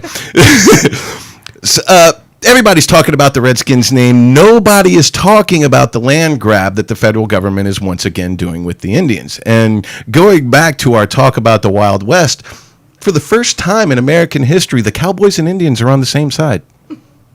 What? The people who were supporting Cliven Bundy are now going out to join the Oglala and Lakota Sioux tribes because the federal government is making a land grab at the southern portion of the Badlands, which is their reservation. The government is saying, we are going to take this portion of land. We're going to call it the Tribal National Park. But the only thing tribal about this is the name, because the Department of the Interior is going to be in control. The National Park Service is going to run this, and you guys have no rights to this. As it stands right now, the land is split up amongst the reservation, and Indians, they sell access to the local ranchers to be able to graze their cattle on it. They own land. There are people who live on this land. So once again, the federal government is going to relocate the Indians, say, this is our land, not yours, get out. They're going to be... The reality is the reservations are completely impoverished because it's dead land. The government did that on purpose. They took the Indians from prosperous places, moved them to dead land, and said, this is where you can stay. They live in a constant state of depression. The average income of people on the reservation is $8,000 a year, and it's only going to get worse as the government restricts them even more. They're taking away some of the only sources of income that some people have by taking this portion of the land, and nobody cares. However, because it's not being talked about in the mass media. Nobody's making a big deal about this. Everybody cares about a football team's name, but nobody cares about the fact that we're doing the exact same thing that Andrew Jackson did, relocating the Indians and stealing their land. The only promise we have ever made to the Indians in this country that we have kept is that we will take everything you have. Happy July 4th. Yeah. I love it. So on this Independence Day, realize that we are still taking away the independence of the American Indians and still taking But their the people land. that were for Bundy, though, are out there fighting this one. They are. There are people who realize what's going on and realize that the federal government is doing exactly the same thing here that they were trying to do to Cliven Bundy. And they are going out, and for the first time in history, the Cowboys and the Indians are on the same side fighting against the federal government. Happy July 4th, then there you go, right? That's a good thing, right, Greg? Yeah. And if you bring in a 15-gallon hat, though, I'm really going to be disappointed. I'm just saying. Don't do it. Don't more do it. likely to wear a headdress. I'm just going to say the Indians were always right. Thank you. You can't trust the government. Seriously. Well, that is true. Okay, hold on. Absolutely. The Indians were always right. You have no right to this land, and no matter what we say, you're going to kill us and take it anyway. And that's what they're still doing. Right. And you got some casinos though, so there you go. What's funny is a lot of I love saying that to Greg because actually Greg gets annoyed every time I say it. He's like, I don't got no casino. Where's my casino money? Where's my blackjack? But a lot of people are saying it looks like the government is trying to bring on a new Wounded Knee here, and they don't seem to care because there are plenty of people who have taken up arms and are preparing for an armed standoff against the federal government, and nobody's talking about this. Nope. All right, well, hour number 2 is in the bag. Hour number 3 is coming up. If you would like to call the program in hour number 3, the number is 1-800-525-4032. That's 1-800-525-4032. We're going to take a break, and then we're back live in hour number 3 and on Tan Talk. You're listening to Liberty Underground.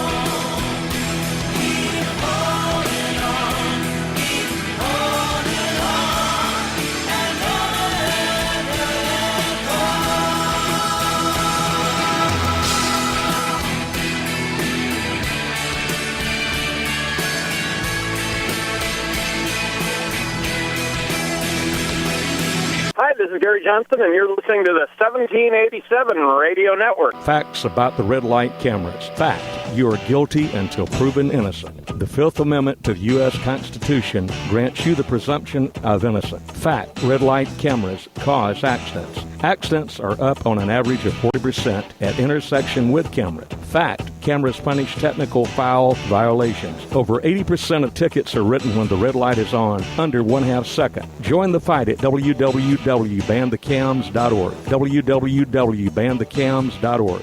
If you received a ticket in Florida, contact Oropesa Law Offices, 800-774-9883 or tacklemyticket.com. Attorney Oropesa understands the stress associated with being charged with a traffic ticket. In many non-criminal ticket cases, there may be no court appearance, no points, and no traffic school. Attorney Oropesa handles criminal violations, DUI, and license suspension matters. Don't face these serious legal matters alone. Initial consultation is free. Call now and you will be advised about any potential defense, constitutional rights violations, the possibility of having your driving privileges restored, or preventing a suspension from going into effect. If you've been classified as a habitual traffic offender, have a driver's license suspension matter, or a pending DUI case, call Oropesa Law Offices now so you can be advised about your particular case. Call 1-800-774-9883 24 hours a day, 7 days a week, or visit tacklemyticket.com. Main office in Pinellas County and serving all of the Tampa Bay area.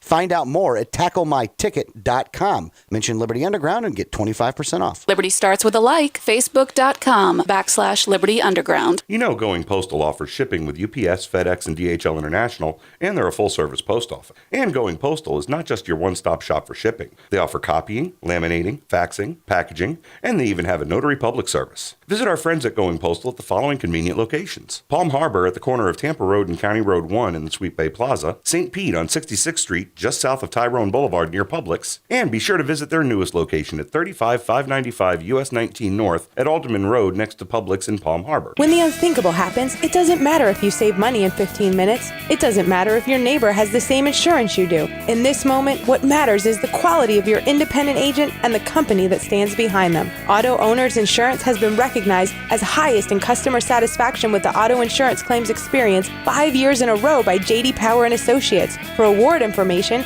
go to jdpower.com. Call Row Insurance in Newport Richey today at 727-376-0030.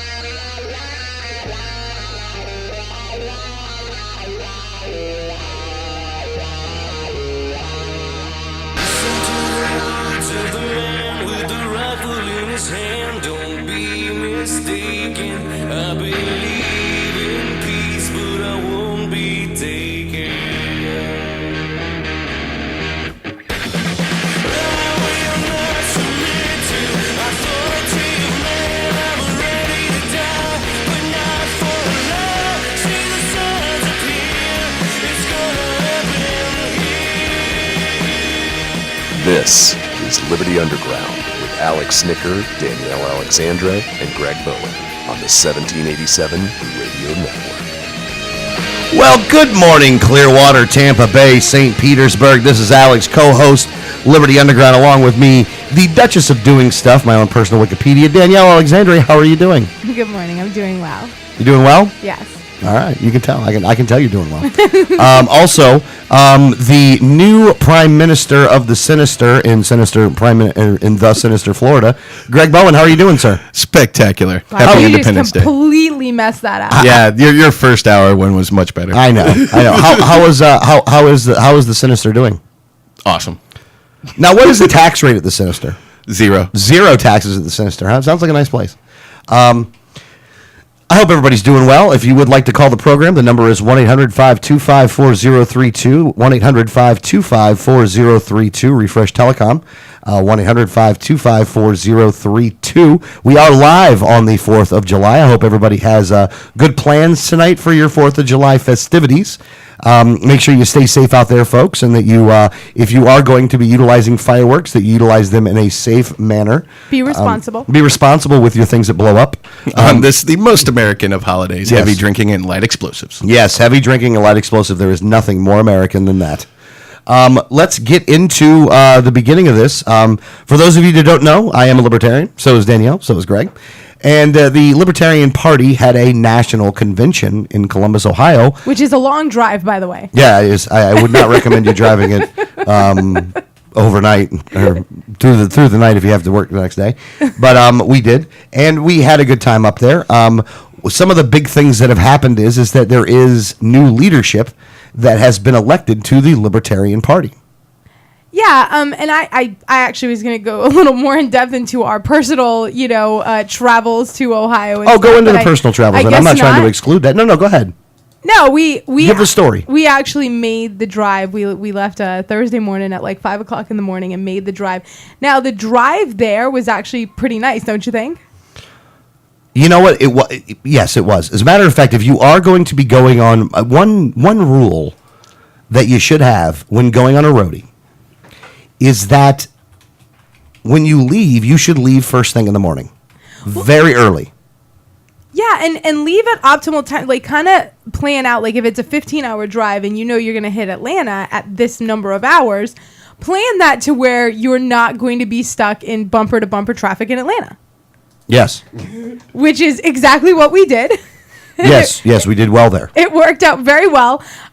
You drove probably all the way through Florida and Georgia. Yeah. I hit Tennessee? Yeah, because I was in Knoxville. I right before I'm like, okay, we're on here for a while. Why don't you get some sleep now? And because I had taken a short nap, and I'm like, I can drive for a while. And I start driving somewhere in Tennessee, and not shortly after I'm in Knoxville, which is not the. I start driving and it's all very scenic and you're just seeing mountains and nobody's on the road. I'm like, oh, this is so nice. This is great. And then I hit Knoxville and semis were playing chicken with each other and just weaving in and out of traffic all over the road. I'm like, oh my gosh, we're going to die. I can't do this. And you slept through the whole thing. Yes. I think you woke up as I was getting off the exit to get back onto the scenic highways and be nice again. And you're like, are you okay? I'm like, no. But yeah. Well, and so we went up to the convention, and what had happened up there was like any other convention, it's a lot of business stuff. So they have times where you're going through bylaw changes. You have things where you're going through platform changes. There was efforts that were there to make some changes that would lessen the amount of people on the LNC. Luckily, that actually failed. And there were some other changes that were planned that didn't really make it through. One thing that did make it through was a new voting way to vote for the at-larges, which is something called approval voting, which I do, at the end of the day, I actually like. Watching it go through the process the first time, I think they made a lot of mistakes. But overall, I think that approval voting is probably the best way to go when it comes to electing 5 at-larges at one time, and it does save a lot of time in which to do that. And it kind of puts them all in one spot, and then you can approve or disapprove of which ones you're gonna go for. You can vote for as many people as you want to, because approval voting is not necessarily, it's voting for who you would approve of being on the board, and then the top 5 people that get the most approvals are the ones that actually get elected to those boards. We did have a change at leadership.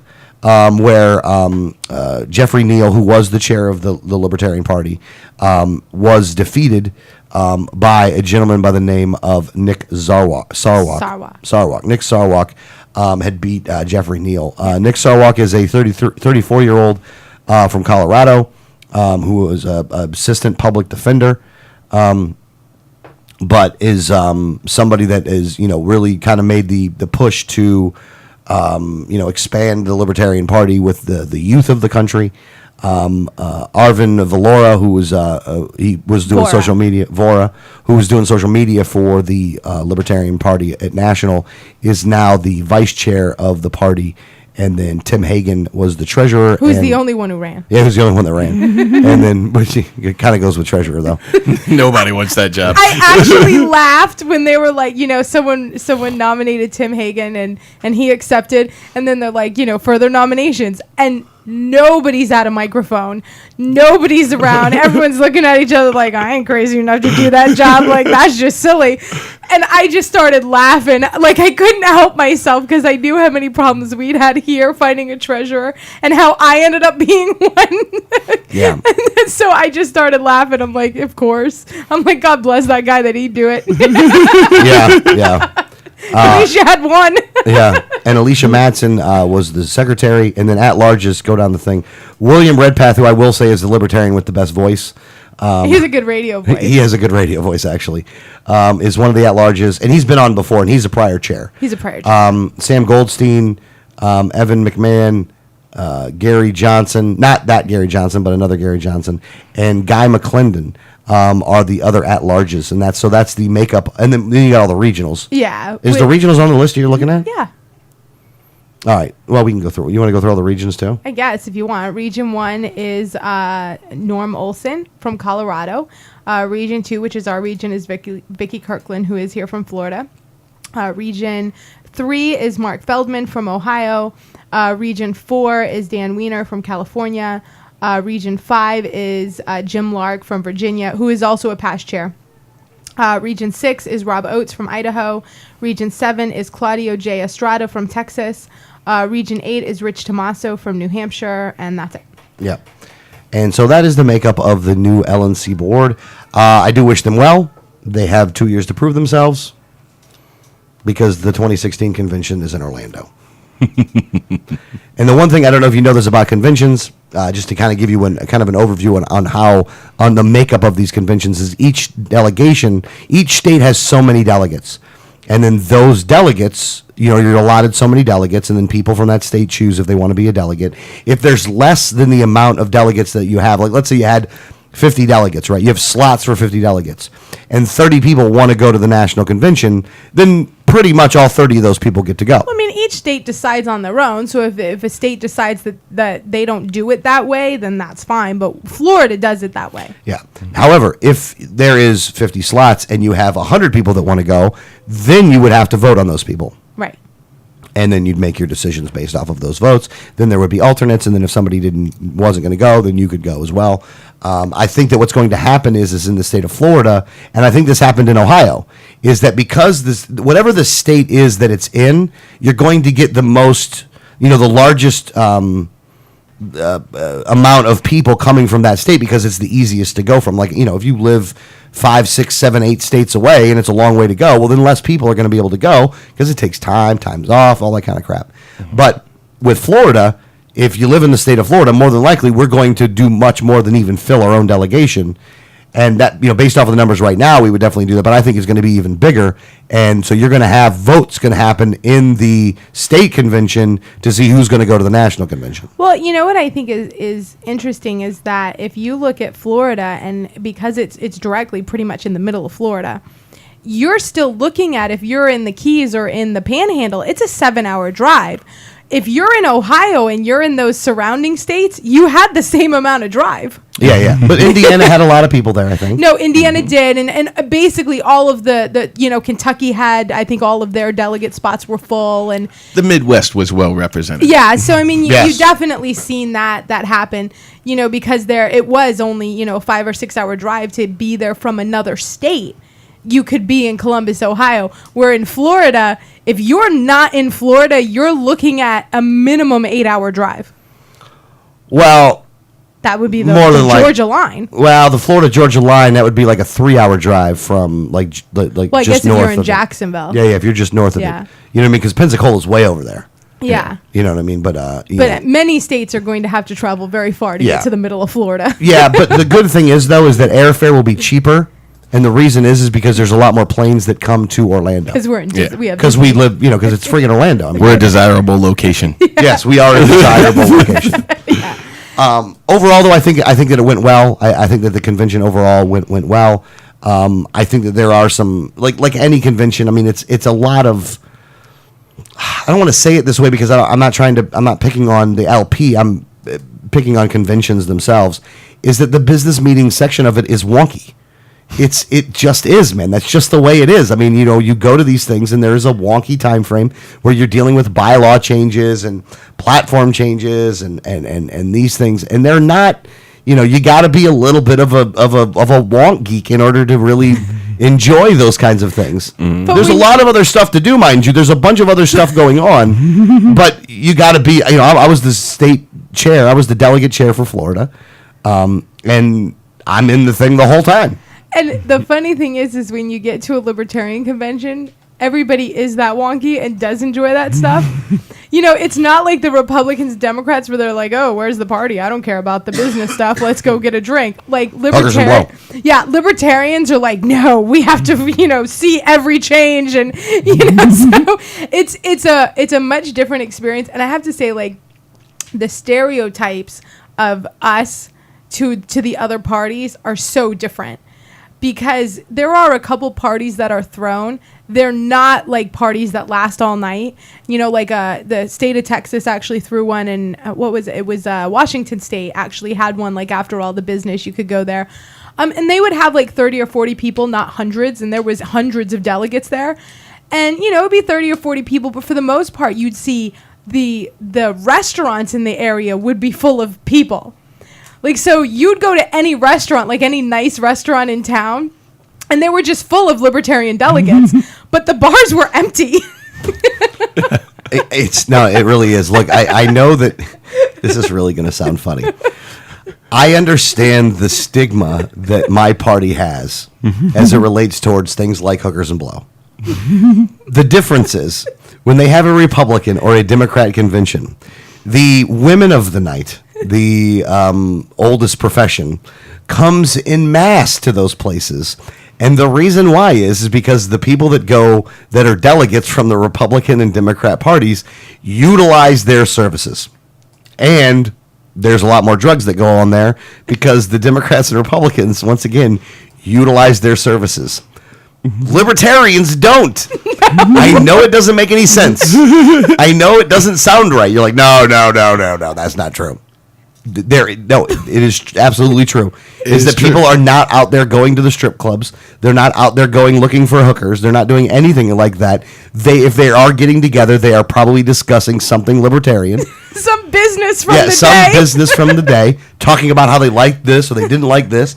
That they are serious in what they're trying to do for their party. There was so many meetings after some of the business that was literally states getting together to form coalitions to get other business done. That, I mean, just like, other states going, hey, you guys have some good candidates. We have some good ones over here. Why don't we get together over dinner and strategize how we can help our candidates? Like, there was more strategy meetings after the business than there was getting together and having a drink. Yeah. I'm telling you, we're the only political party that literally comes out quite often about the legalization of marijuana. You would think it would be a lot easier to find weed at a libertarian convention. You'd think. You really would think. It was a chore for me to find weed at a libertarian convention. You had to go to non-libertarians. Exactly. The libertarians are there to do business. They're like, no, I ain't got nothing. I got to keep my wits about me. Exactly. That's the funny thing is, we're the ones that are considered like morally bankrupt. Yeah. And I always find that to be funny is that like the RNC came to town in Florida. We had the RNC in Tampa. And the hookers came in mass. From all over. They chose Tampa because we're world renowned for our strip clubs. Yes. And the strip clubs blew up the whole time they were here. Yeah, they did. And that's the Republican convention. Like the ones who don't like hookers and strip clubs. Yeah, the ones that are telling you that these things are bad and that you should be, you should come to Jesus or whatever. And they're the ones that their delegates, again, that's just what their delegates are doing, whether you like it or not. Again, I don't personally have a problem with it. I have an issue with the hypocrisy of it. And I do have an issue of being labeled morally bankrupt when actually our... Look, minus a prayer meeting in the beginning, you could argue that the Libertarian National Convention was much more morally above board than the Republicans or Democrats could even dream of. When you would go and talk to people, they'd be like, "Are you going to that party that Washington State is?" And no, you know what? We got to be up early for business in the morning. I still need to. I want to look through the platform changes that they're proposing. I think we're just going to go back to the hotel room. That was everywhere. That was a real conversation. Yeah, you know what I'm saying? It was, and don't get me wrong. I enjoy that because I think that if you're going up there for business, then you do business. And I'm glad to see that and again, I love the argument that we're not the moral superiors. Our convention proves that we are. And it ain't even close.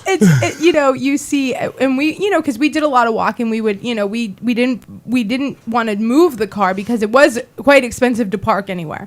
And we're in Columbus, we're in a big city, so finding parking was actually a chore. So we would pull into the hotel in the morning, where the convention was, because we stayed somewhere else, and we would walk pretty much everywhere else. And you'd pass a bar that was empty, not a person in a stool, and you'd go next door to like the Brazilian steakhouse and you couldn't get a seat. That was a good place. That was a good place. I love Brazilian steakhouse. That was an experience. That's all I'm saying. I felt like I was like being assaulted with meat. For a vegetarian, that's like terrifying. Because they come around to your table with all this meat. Here's some more meat for you. Here's some this. How about some chicken hearts? You know what I mean? They're like, how about some pork? How about some chicken? How about some this? I was like, oh man, it was. I got to tell you, I had an orgasmic experience. I don't know if I can say that live on the air. The only intoxication that Alex actually had throughout the entire thing is at some point at the Brazilian steakhouse, I believe he was meat drunk. I'm going to go ahead and agree with you there. I think that at one point I was meat drunk. And I wasn't even quiet about it either. I think everybody in the restaurant knew that I was having this kind of an experience. Because I was not quiet about it. I was like, oh boy, that's good. Oh man. having a foodgasm. I was having a foodgasm. JJ was experiencing the same yes, thing with you. Across JJ the table. McCurry had the same experience. As he was just like, oh, it was so funny, And so was Chuck. Chuck too. So was Dave. So they were like, we've never been to a place like this before. This Yes, is give me amazing. more. This is awesome. I would like some meat, please. So and then we went to a Japanese steakhouse, which was the same thing. There was people everywhere. The bar next door, empty. It is funny. Like I'm telling you, it's one of the funniest things you've ever seen. It really does go to show you that, if you're really looking for people who will, look, they're not going to try to force their morals upon you, but they themselves will have some, which I think is probably the most important thing that you're looking for out of an elected official. You really ought to vote for a libertarian, because they are definitely morally superior to their Democrat and Republican counterparts. Well, Absolutely. And you have people that even, the rules are the rules. I mean, if anyone decided that they were going to, and it was little things, and I'm one of those people. The rules are the rules. I mean, when the rule is there and the procedure is there, you just don't mess with it. And unless you want to... That's not very libertarian. ...motion to suspend the rules. They were libertarian rules. They were libertarian set rules. We all agreed when we went in there to follow these rules. So you have to follow them. You agreed. And so, if you'd see, like, there was none of those, like, the ayes have it. As soon as someone would say the ayes have it, you'd be like, division, everybody's counting. Yeah, like, they talk about, they do talk about how, all the parties are the same and that there's no difference in the parties.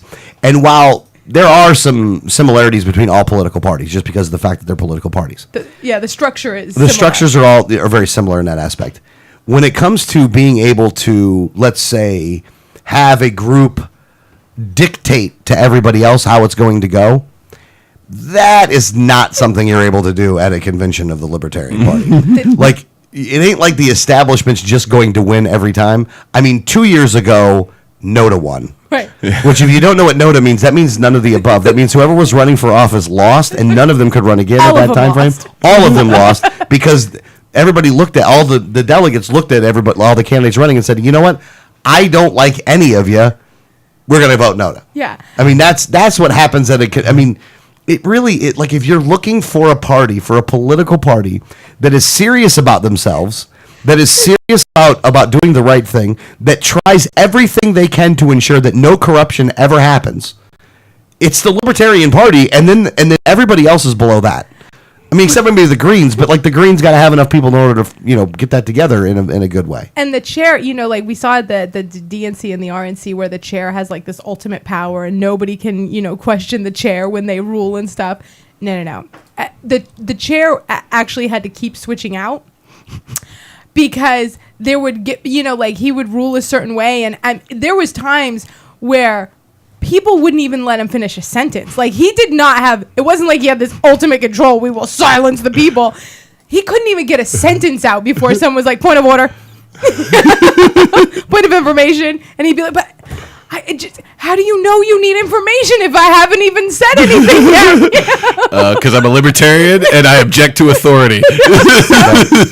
So it's one of those things where, when you compare it to the two major parties, the grassroots do have the ultimate control in many things. They are sticklers for procedure. God forbid the chair say, well, let's just do this. And everyone's like, no, you can't do that. Yeah. Procedure is everything there. And people will literally say, I completely agree with the premise of this change.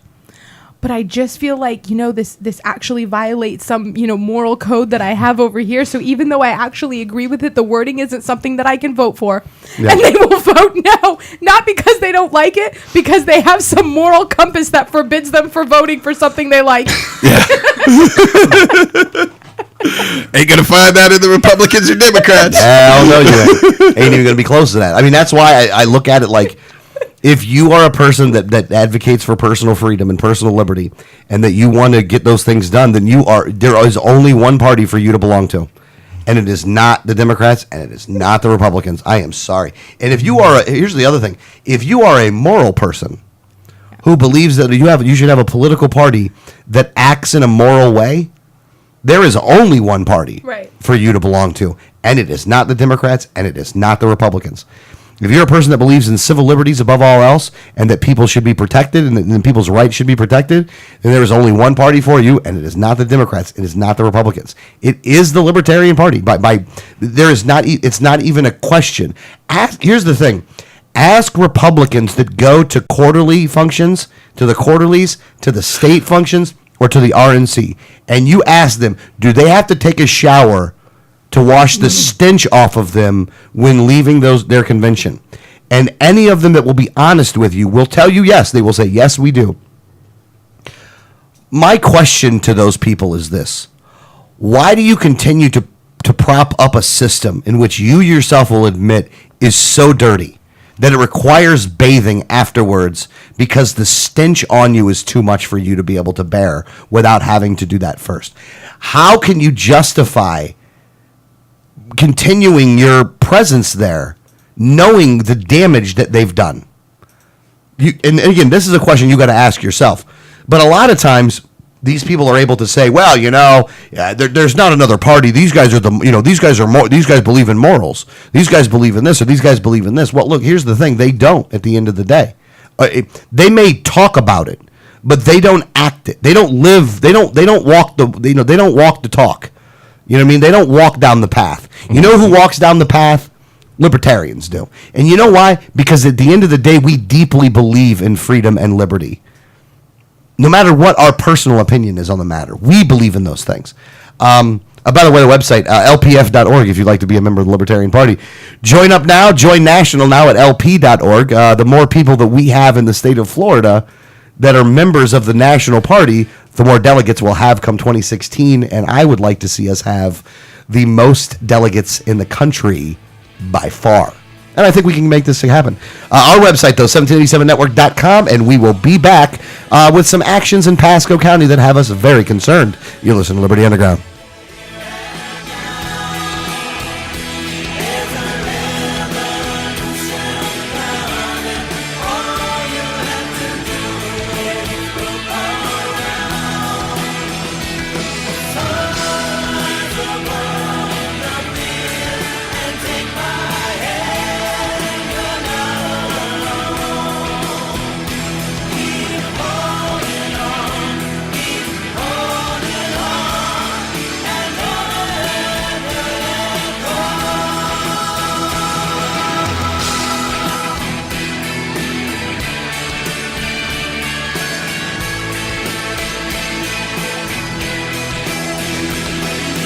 Hi, this is Gary Johnson, and you're listening to the 1787 Radio Network. Facts about the red light cameras. Fact, you are guilty until proven innocent. The Fifth Amendment to the U.S. Constitution grants you the presumption of innocence. Fact, red light cameras cause accidents. Accidents are up on an average of 40% at intersection with cameras. Fact, cameras punish technical foul violations. Over 80% of tickets are written when the red light is on, under 1/2 second. Join the fight at www.banthecams.org. www.banthecams.org. If you received a ticket in Florida, contact Oropesa Law Offices, 800-774-9883 or tacklemyticket.com. Attorney Oropesa understands the stress associated with being charged with a traffic ticket. In many non-criminal ticket cases, there may be no court appearance, no points, and no traffic school. Attorney Oropesa handles criminal violations, DUI, and license suspension matters. Don't face these serious legal matters alone. Initial consultation is free.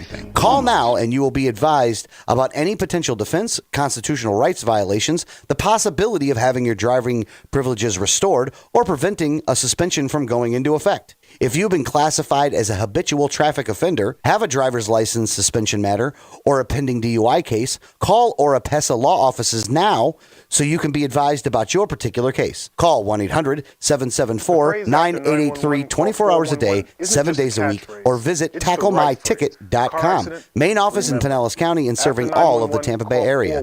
Find out more at tacklemyticket.com. Mention Liberty Underground and get 25% off. Liberty starts with a like. Facebook.com. AutoZone.com/Liberty Underground. You know Going Postal offers shipping with UPS, FedEx, and DHL International, and they're a full-service post office. And Going Postal is not just your one-stop shop for shipping. They offer copying, laminating, faxing, packaging, and they even have a notary public service. Visit our friends at Going Postal at the following convenient locations: Palm Harbor at the corner of Tampa Road and County Road 1 in the Sweet Bay Plaza, St. Pete on 66th Street just south of Tyrone Boulevard near Publix, and be sure to visit their newest location at 35595 US 19 North at Alderman Road next to Publix in Palm Harbor. When the unthinkable happens, it doesn't matter if you save money in 15 minutes. It doesn't matter if your neighbor has the same insurance you do. In this moment, what matters is the quality of your independent agent and the company that stands behind them. Auto Owners Insurance has been recognized as highest in customer satisfaction with the auto insurance claims experience 5 years in a row by J.D. Power and Associates. For award information, go to jdpower.com. Call Row Insurance in Newport Richey today at 727-376-0030. Welcome back to Liberty Underground. If you'd like to call the program, the number is 1-800-525-4032. That's Refresh Telecom, 1-800-525-4032. Well, I think we should get into... Do you guys hear that? Yeah, I hear that. I think there might be something in the background. You think the NSA is doing a reverse feed on us now? I was like, wait a minute, who's talking? Yeah, what is that? I'm a little weirded out here. I got too many tabs open. I think there's a video playing. Oh, my tabs. you know, those websites really irk me, by the way. I hate that. They just automatically start playing videos on you. Yeah, like I didn't go to your site to watch videos. Like You know, I've done. You know, it is. I've done that at night, right? Like I'm out at night. And it's really late at night, and all of a sudden, like I click on a website, and I got all my speakers turned up the loudest it could be, and it ends up playing some video, and I see Danielle come, turn it down. really upset. I'm like, it's not my fault, man. It's not my fault. It's one of these websites. But anyway, let's get to Pasco County, because something that happened in Pasco was really kind of gnawing at our craw here on this one. I've been really upset about this, and what happened is the Pasco County Sheriff's Office did a basically like an undercover drug bust this week, and what had happened, they've been investigating this person, Jerry Brown, for quite a while. He does have a kind of sketchy past. He's been arrested before for armed robbery.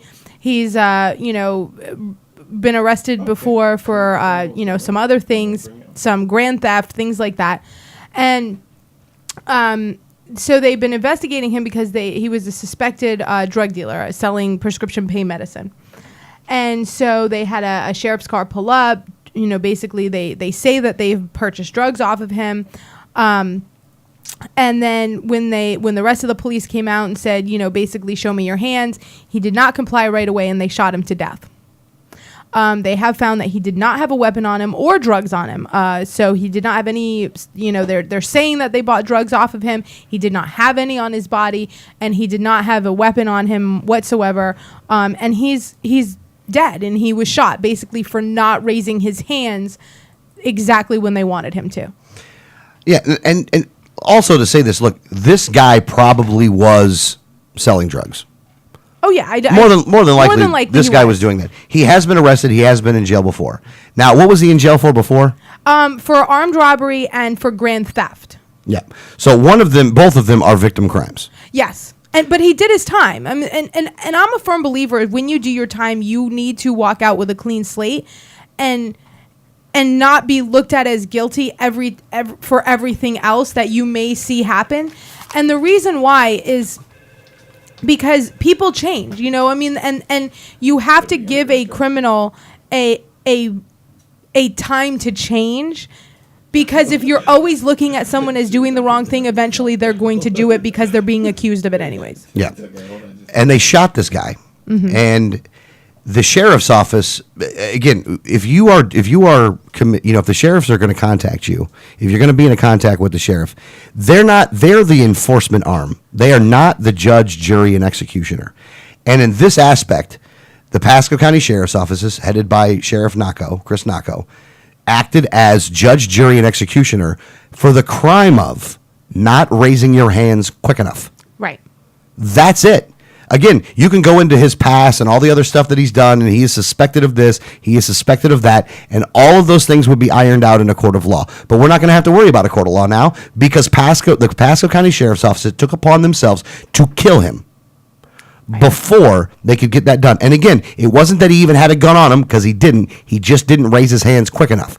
And you have these, and again, and you have some back and forth going on this, where you have people that are saying, well, the sheriff, the Pasco County sheriffs, the sheriffs that are out there have to make sure that their lives are protected, and they got to make sure they come home safe. Well, first off, I understand you want to come home safe. That's a very admirable thing. All of us want to come home safe. But here's the thing: you chose the job. Nobody forced you to be a cop. Nobody forced you to be a sheriff. You've chosen your line of profession, and you can't shoot people because they didn't raise their hands quick enough. This gentleman, and again, we talked about it earlier in the show, that there was a gentleman that was a cop over in St. Lucie County who has been selling drugs. He was a police officer selling drugs. That guy didn't even lose his job. And yet, if you're a civilian in Pasco County, we'll shoot you and kill you. Yeah, I'm not saying that criminals shouldn't be punished. I'm not saying that someone who has a violent past, may not be violent again. What I'm saying is that the evidence in this is that he was not armed. They made a decision that he was a threat based on the fact that he didn't comply quick enough. And from what it sounded like from Naco's words, although he was being very kind of broad in general, he said a whole lot of words without saying anything. What he said is, because there was what some officers have said is, well, he moved in emotion. And what Naco said is, if we are trained that hands will kill, which is wrong. Police shouldn't be told that they can kill someone because someone else has hands. But whatever. Naco said, we are trained that hands will kill. If we don't see hands and we see movement and we see hands going all over the place, we know that isn't an immediate threat. If he had hands going all over the place, did you not see that he didn't have a weapon in them? Because you should have. And the fact that you killed someone because he was moving his hands erratically and not in the manner that you told him to right away does not give you the license to kill someone. Yeah. Now something else that they said here, that Naco said after that, though, they're human beings. They're fathers. They have families, and they have to go home. Again, what he's basically saying there is if you're not a cop, then you're not a human being. And that you don't have, they don't have families, that civilians don't have families that they have to go to. They are making it so their rights and that their lives are somehow superior to the lives of the regular citizens in Pasco County. And I got to tell you, if there is not one thing that you've seen from Sheriff Naco to show that this man should not be the sheriff of any county, let alone Pasco County, it is this incident right here. That Sheriff Naco should not be the sheriff. He should lose his job, hopefully in the next election cycle, or that they do an honest criminal investigation of this. And that along with the detectives who done this, is that the system that has been put in place by Sheriff Naco also be looked at and investigated, and maybe Naco should be removed for his actions. I look at this as this man was at his father's business. He was shot and killed in front of his family. He was the officer shooting, and there was two separate officers shooting.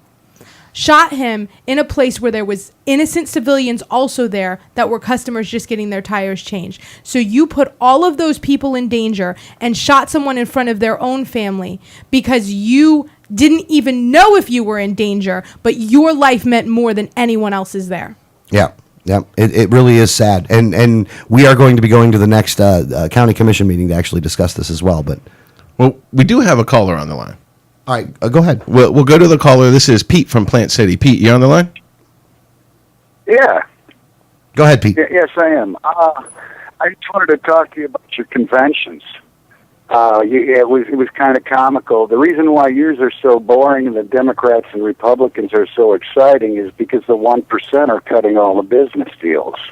On the Republican and Democrat side, you got the defense contractors, the Department of War looking for new markets and new products.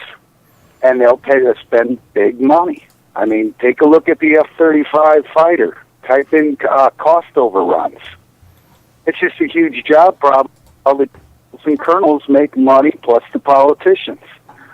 It's disgusting. I'm a progressive Democrat, more on the liberal side. I've got a lot in common with you libertarians. The only thing that scares me about libertarians is I understand freedom, I understand the rights, but, you know, I've got to see a country that's pure libertarian, and the only one I could think of was, you know, Somalia. And I don't mean that to be a jerk or anything, but I mean the guy, you know, they pay their taxes for what they use. You see the road system, the airport system, whoever's in charge has got the machine guns, and he's in control, but it's pure libertarian. I mean, that's the only thing that scares me. I wish we could find some type of bridge. You were mentioning the police department. We've got the same thing in Polk County with Grady Judd. Oh yeah. These police officers, they're trained like soldiers. And whenever they see somebody, you're the enemy. And you've got to be careful what situation you're in. There's no accountability on bad shootings. There's no accountability when there's excessive force. You've got the DAs. You know, they've got to run an election, and tough on crime's the best thing. Generally, the police officers, you know, they're not going into the gated communities when they do their shakedowns. They do have quotas. They have to stop people. The economy's bad. You're going to find people without insurance. You're going to find people who have been in jail before. Know that it's no vacation time. I mean, look at the Grady Judd out of Polk County. He continues to run hooker scandals. Now, the ironic thing is if you look at the people who are caught, it's basically the Johns that are making $8 or $9 an hour that can't afford to get in a relationship, and the women that they're pulling in generally have some real small drug offense, bad checks, stolen property, but they can't get a job and they can't survive. And of course, they're getting $120 from the state, which is supposed to be a big felony, but nobody's going to hire them, so they're just trying to survive. Yeah, no. I completely understand, and I do think that what you got to, and again, the first part we talked about seeing what a libertarian society was. We're gonna have to get to that, but we'll get to that at a later time. We will get to that in the following week because we will not be able to finish that one in 15 minutes. We need to make sure we dedicate more time to that one. Right, but because Somalia is about as libertarian as North Korea. But I will tell you this though, is that the gentleman is asking a very legitimate question, and he was doing it in a way in which he really did want to hear an answer. Yeah. I don't want to diminish the response to that. We will do that next week. We will do that next week. We will do that one, and we will flush that one out. The other part that he brought up, though, I think is the more important part today, and that is the rampant police abuse and the militarization of our local law enforcement. And he is absolutely right, is that you cannot have this, especially when these people that you have that are making these, they're the law enforcement. He's absolutely right. Look, we talked about that during the START program. Is it START program? Yeah, START. Yeah, the START program in Pasco County. They went into a poor neighborhood and locked it down and brought in every government agency that they could possibly bring in. The sheriffs, from the horses, from the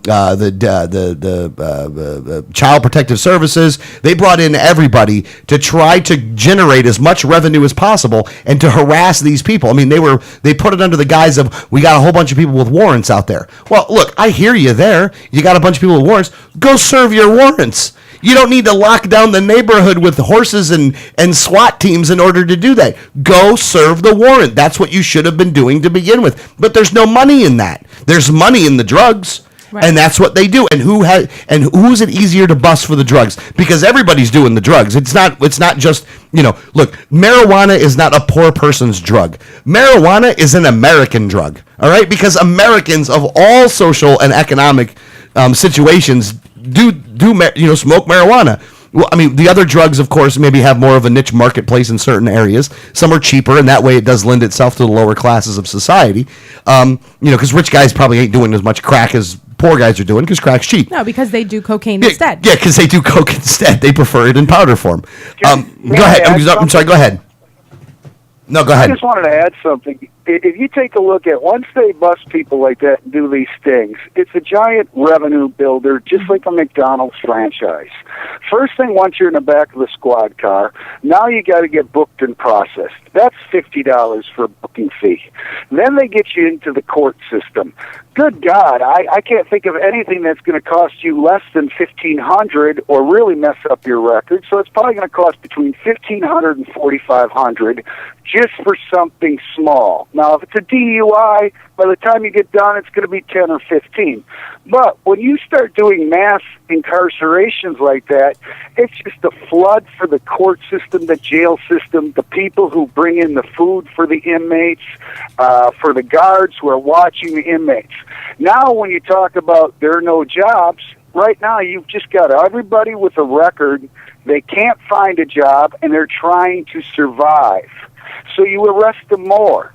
It used to be that if you're a black male, it really sucked, but now they go after the black females. I mean, heaven forbid you make a mistake on trying to get food stamps or welfare, you could be doing 3 to 5 real quickly. Then your kids go to the grandmother. Then when you get out, you don't get welfare or anything else again. You still got the kids, and the preacher's not there to help you. That's the system they've got. And then they say Florida's so good for jobs, yet you know how the system is working. Yeah. No. Absolutely. It is.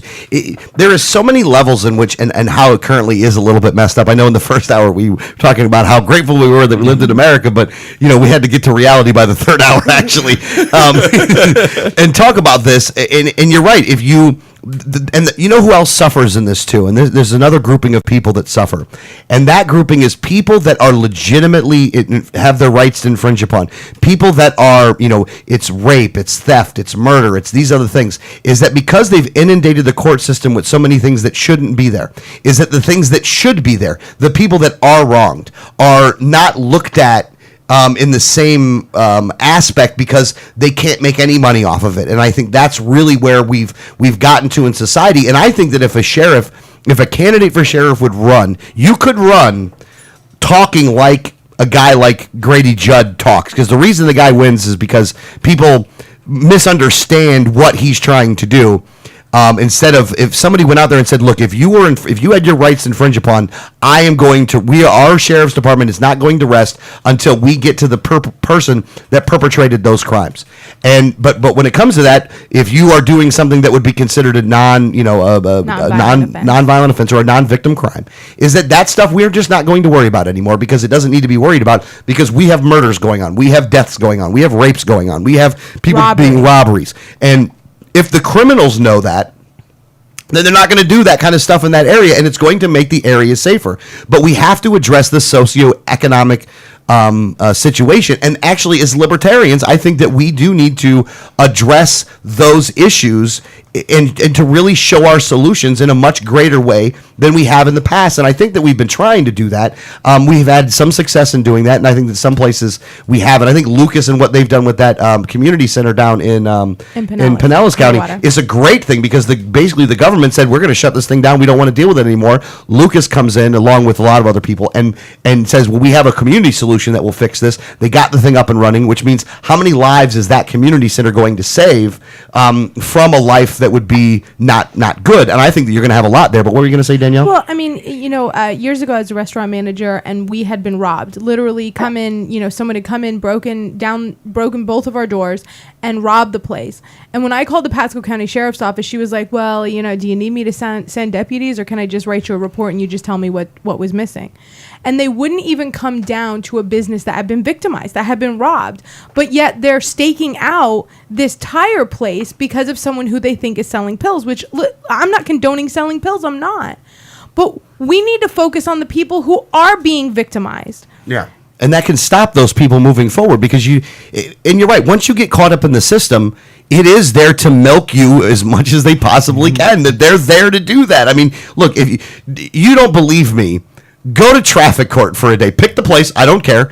Pick your local county traffic court and sit in there and watch Let's Make a Deal for a day, because that's what the game is at the traffic court. It is let's make a deal, and that's all they're doing all day long. How much money can we get from this guy? Oh, you're going to complain a little bit? Well, we won't put the points on there. Just pay the fine. Next, no, we won't put the points on there. Pay the fine. Next, and again, it's in the system itself, and that's why they got quotas, because they want to make sure that they get as much revenue coming in as possible. It really is sad that a lot of times, it's funny, libertarians we want to privatize a lot of stuff, a lot of stuff.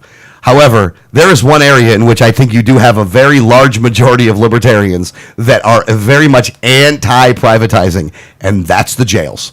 You should never privatize the jails, because if you do, then these guys, we know how capitalism works, and capitalism means you want to grow your business, and if your business is to jail people, then you're going to lobby people to have the laws stricter so you can get more people in your damn jail, and it ain't right, and that's not the way it should happen. We should never. That's not capitalism.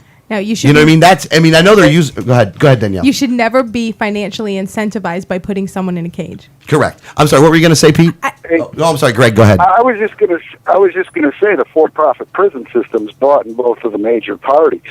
I mean, Florida's got for-profit prisons right now, and you're right. There's an incentive, and they also guarantee in the contracts through the state that they'll have a 90% occupancy rate. This is why we've got these laws in Tallahassee. This is why there's a push for it. But one other scary thing is it's like privatizing the schools.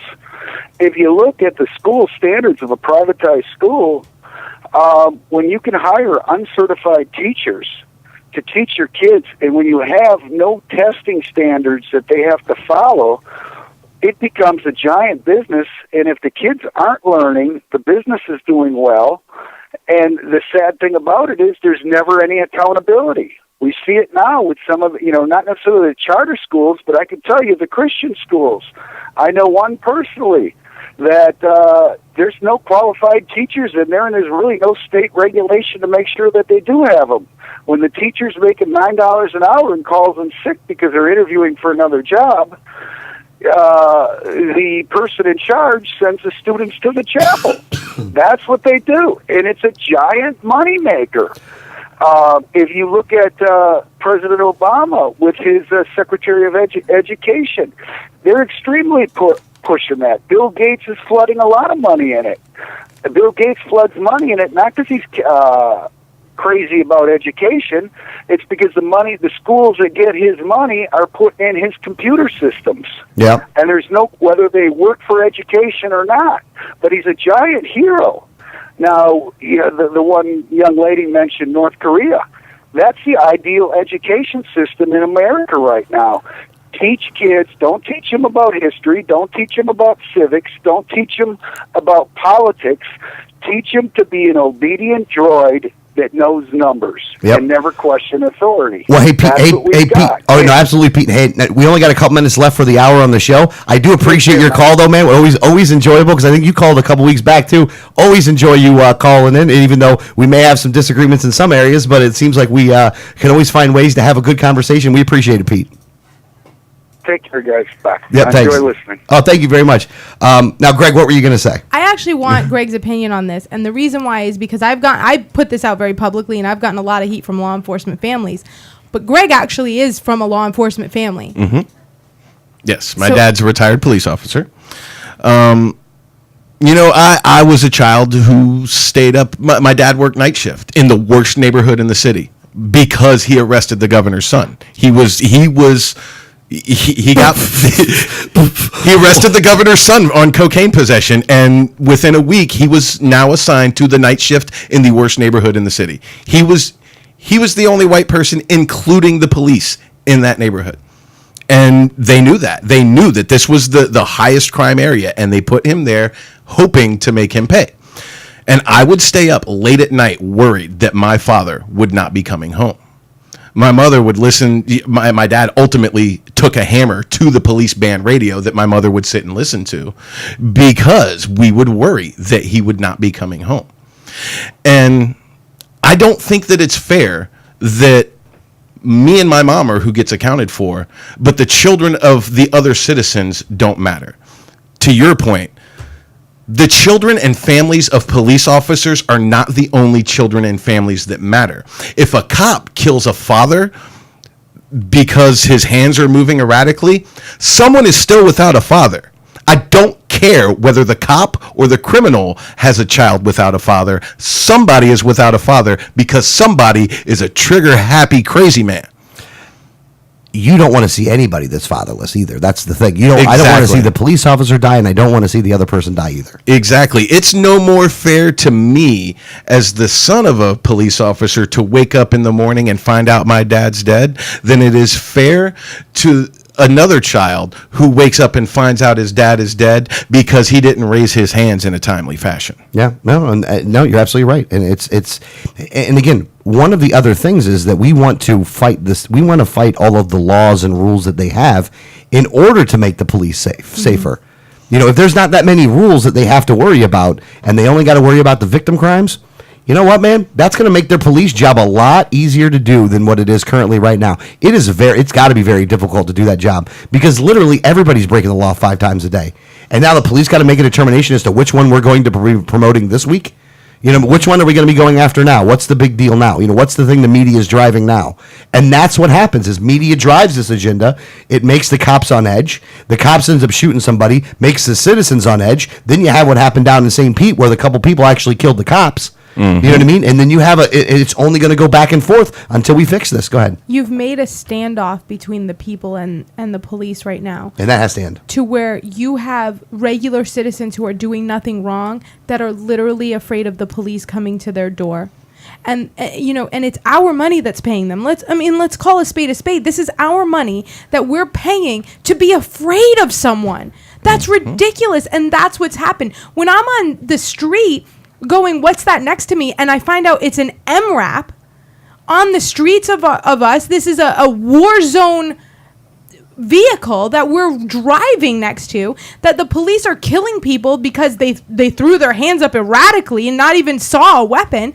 You make it to where an average citizen who should have nothing to fear is afraid of the same people they're paying to protect them. Yeah. Here's the thing. Think about it like this. If you turn around and you see a police officer behind you, do you feel relieved or do you feel nervous? Answer that question and then decide what we should be doing when it comes to police accountability. That's the show, guys. Website 1787network.com. We will see you next week. You're listening to Liberty Underground.